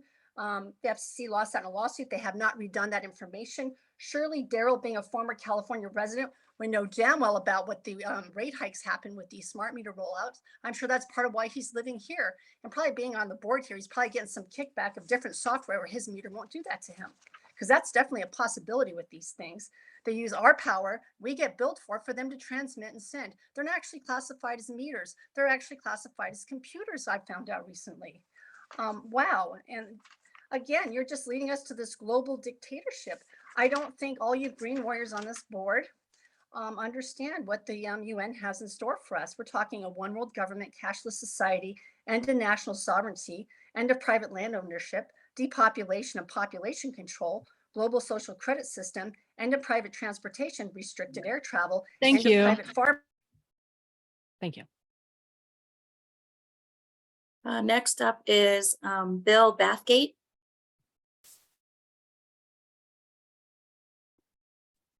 Thank you.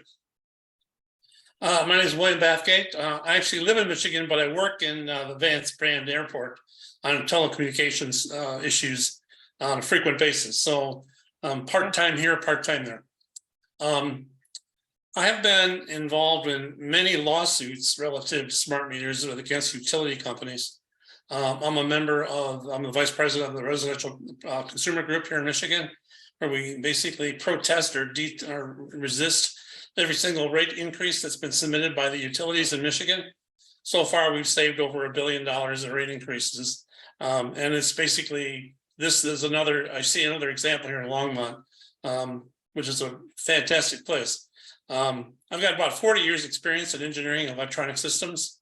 I've got several patents, and I do an awful lot of work for the Department of Defense on cyber encryption using radio signals. So you'll probably hear from Daryl, this whole study about, your cell phone is stronger than the smart meter. Well, that's been disproven. And that report he's citing came from the CCST, the California Council on Science and Technology, which was done several years ago. And what they did was they basically took the cell phone at the ear as opposed to at the body. And so the smart meter is something like 40 times stronger at the body level than a smart meter is at the body level, unless you hold it to your ear. Now, if Daryl thinks this is so safe, I want him to sleep every night tonight from now forever and have that cell phone on under his pillow every night. And then we'll see him in the cancer center soon. That's all I got to say about him. So I think he was basically spewing the data. Next up, we have Camilla Reese.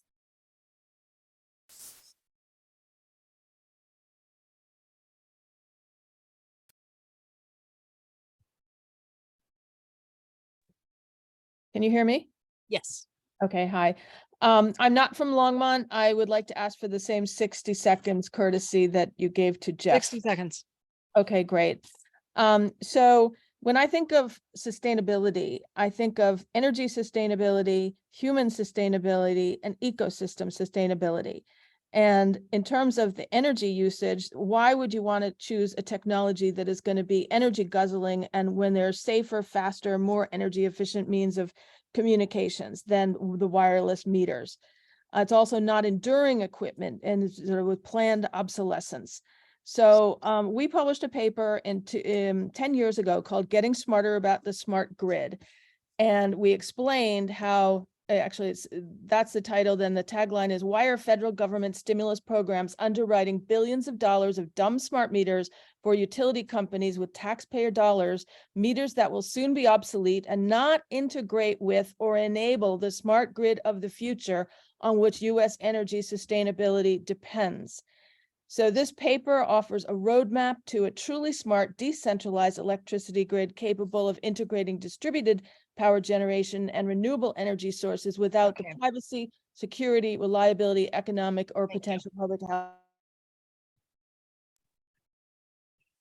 Next up is Amanda Domingo.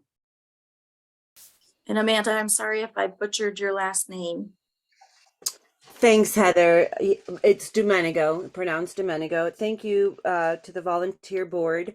And as someone who serves on multiple environmental boards myself, I have to share, I really appreciate Mary and Michelle and Heather's work, and for standing up for democracy, but I've never seen such blatant disregard for public comment. How are you supposed to be an advisory board if you're only listening to Daryl, who's the one who works for the company that's going to make the millions? I find it absolutely insulting, and Kate, I think you should resign.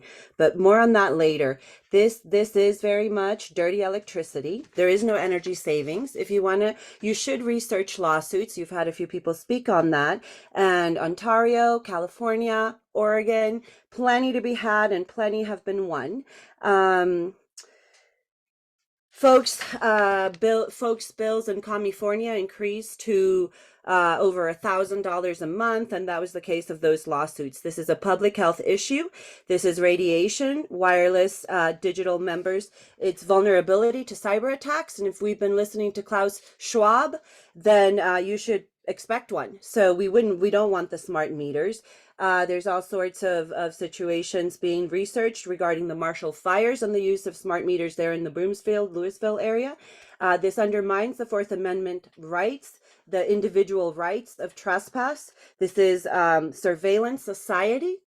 And it's obviously what it is. The meters communicating with each other about what exactly?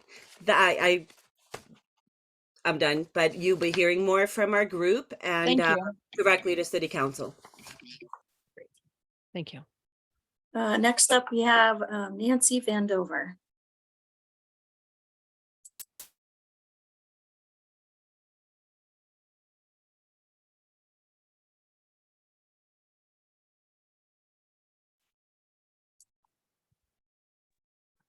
Hello, can you hear me? Yes. We can. Oh, thank you. My name is Nancy Vandover. I'm a veterinarian with more than 40 years experience in medicine. I lived in Longmont and have colleagues there with whom I work. I was severely injured by electromagnetic fields and began research and advocacy for public environmental health that now totals more than 6,000 hours, also unpaid, like you board members. I've spent 3 years studying safer, sustainable alternatives for our electrical grid. Smart meters are not green nor safe for biological organisms. Bill Bathgate's research shows they actually increase electrical usage by 10%. EMA metering is far superior. Mr. Hahn's references to wireless being safe are industry bias studies. The FCC has been court ordered to update its 30-year-old guidelines to include biological effects, not just thermal. When these guidelines are changed, AMI meters will likely be torn out like asbestos that we were told was also safe. There are thousands of independent studies showing bioharm of EMFs. At least 6% of the population is already EMS disabled and requires safe analog meters. Digital opt-out meters create dirty electricity. Please avail yourself of all the useful and relevant information I provided in my written statement that I was told would be welcomed and read by you. Thank you very much. Thank you. Next up, we have Kim Zimmer, and again, I'm not sure which one it is, so we'll find out. Hi there. Thank you for all you volunteers. This is Kim Zimmer of Longmont. The federal government classifies the AMI meter as a computer, not a meter. There's a two-way radio in each meter. There are circuits that convert the AC power to DC to power the electronics to the circuit boards, CPUs, memory switching power supplies, LCDs, a solenoid, and many other functions. These all consume power. You will be charged even if you are not using any power. Try turning off all the breakers on your home and see how much money you will still be charged just for having a smart meter. By comparison, the old analog meter consumes no power to operate. There's no electronics in there. The additional power used by the smart meters also increases CO2 emissions and contributes to climate change. The only way these smart meters will save power is by using them to ration powers to people's homes. I am a California native. All of my family hates California because their electricity keeps being turned off. There's no evidence that these meters have save CO2, energy, or money. It increases the cost to our residents, pads the utility revenue, and adds to the global climate change. Lastly, the city never presented evidence of the pros and cons of these meters, never presented the safety data to the residents, and seemed to have ignored the past several years of concerned residents that have brought this attention to the city council themselves. I am a resident, and I ask you to please stop these meters for our safety, our health, and our future, and our climate. Thank you. Thank you. Next, we have Jimmy Scherer.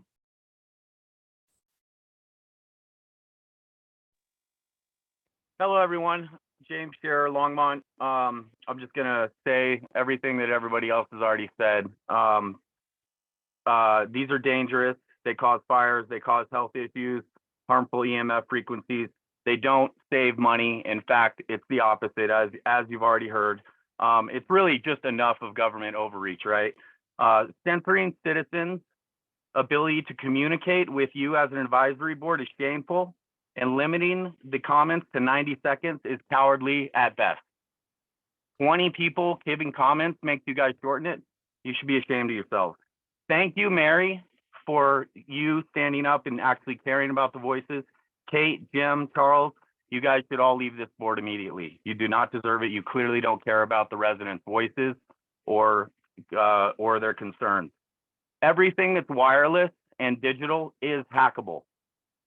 Everything. There is no safety. That whole presentation was a dog and pony show. It was a bunch of bullshit. Excuse my language. You guys also watch a great documentary called Taking Back Your Power, 2017. It'll give you some good insight into what's really going on with these smart meters. It's a dangerous slope you guys are walking. Most of you should be ashamed of yourself.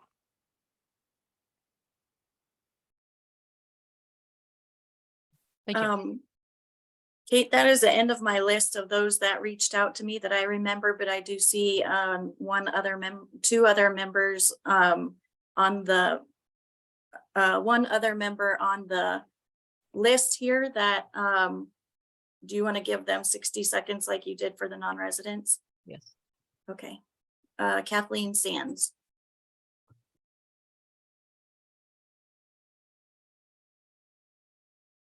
Hi there. Can you hear me? Yes. Okay. So I just spoke to an engineer yesterday whose neighbor has a little girl who's 8 years old and has a brain tumor, and she's in Fort Collins area, and her doctor told her she believes it was caused from her smart meter that's on the other side of her bedroom wall, and they had to remove it. This is a real story, a real child. And I immediately called PVREA to say, hey, do we have a smart meter? And they said yes, but you don't have any other choice. And I called another neighbor who has Lyme disease, and he said, oh, but I didn't give you my address. It's 1612 Green Place. Sorry, Kathleen Sands, 1612 Green Place. Anyway, he's got Lyme disease and literally has no sheathing on his nerves and literally feels EMFs. So he said they'll tell you can't replace it, but you certainly can. And he told me it was the AMR meter. I don't know what that means, but they're looking into it, and I'm going to get mine replaced. Thank you. Thank you. Okay.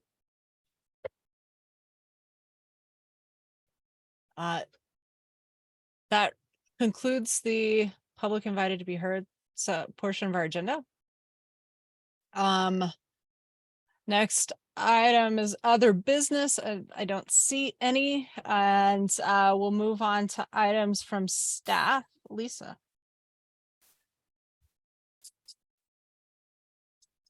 Yep, thanks. This is just a plug for a focus at the April meeting.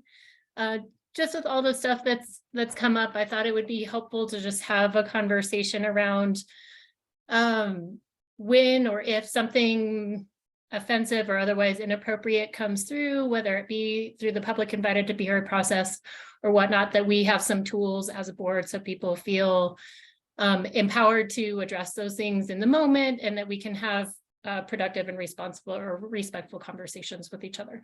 So that's just a note that Carmen Ramirez, who was on earlier, she didn't introduce herself, but she's gonna be coming to just help facilitate a conversation with that. So I want to make sure that people do continue to feel heard. I know there's been a lot of feelings and some kind of contention today, and so just to have some tools so how we can continue to do our business as a board in a respectful way. Yeah. Kate, I'm sorry. I guess I missed one person who's on the call that I thought had already spoken. So do you mind letting them speak? Absolutely. Okay. Susan Foster, sorry about that. Thank you. I appreciate it. My name is Susan Foster. I am a Longmont resident. I'm here to speak about the fire risks related to smart meters and relay my experience after speaking before you 2 months ago. As you may recall, I explained I was a fire and utility consultant and an honorary firefighter with the San Diego Fire Department. I said it would be beneficial for Longmont and in the public interest to ask for a report from the smart meter manufacturer Longmont has contracted with, Landis+Gyr, to provide a report ensuring that the fire risks that have plagued the AMI industry have been mitigated in the Landis+Gyr meters purchased for Longmont.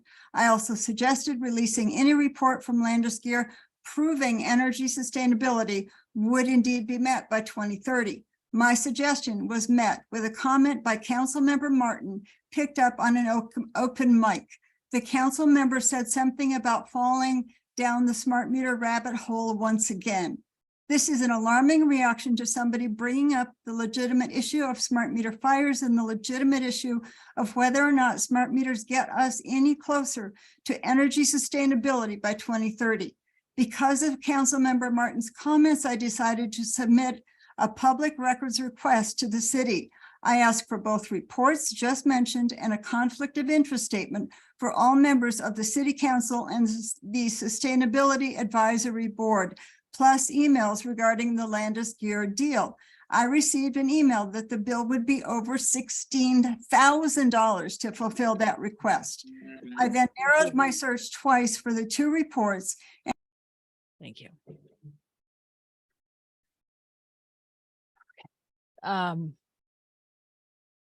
Thank you to folks who came and spoke, and we have now reached the section, our agenda items from the board. As a reminder, this is where we as a board can choose to comment or not on any items from public invited to be heard. Because we are currently 20 minutes over on our scheduled meeting time, I'm going to ask that we limit this. And I'd, you know, if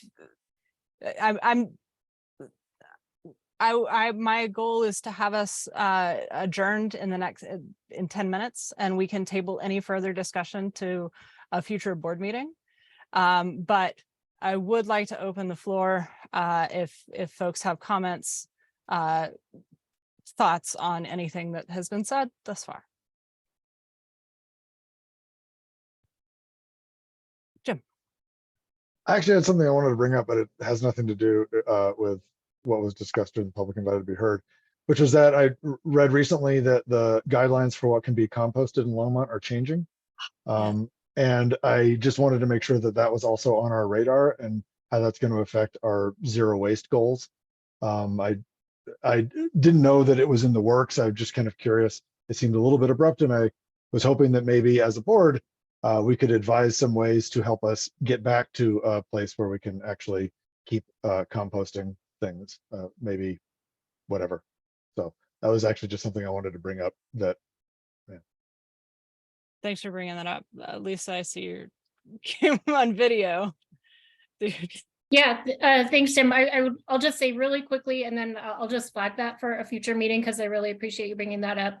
that was a policy that was put into place by A1 Organics, who's the primary composting processing facility for the Front Range, because they were seeing a significant amount of contamination that was affecting their end product. And there were a lot of conversations for a while with communities, and then they changed that policy and put it in effect pretty quickly. So so yeah, that's definitely something we've been trying to get out to folks, but we do have information on how that affects our zero waste goals and the tie to our greenhouse gas emissions. I'm happy to bring that back, and I would definitely love feedback from this group on how we can kind of ride this out. We think that that will change back at some point in time once they get the contamination under control. Thank you.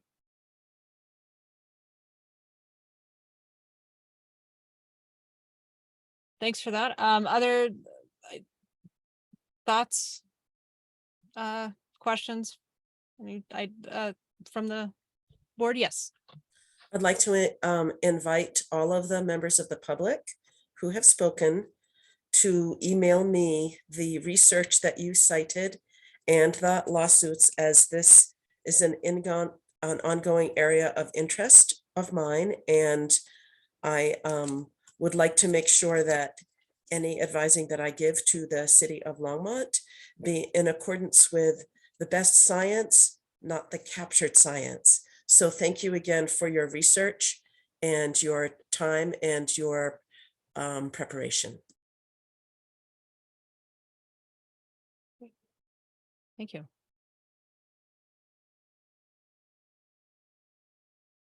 Anyone else? Okay. I think we have lost. Real quick, Mary, are you going to provide your personal email for people to send that to?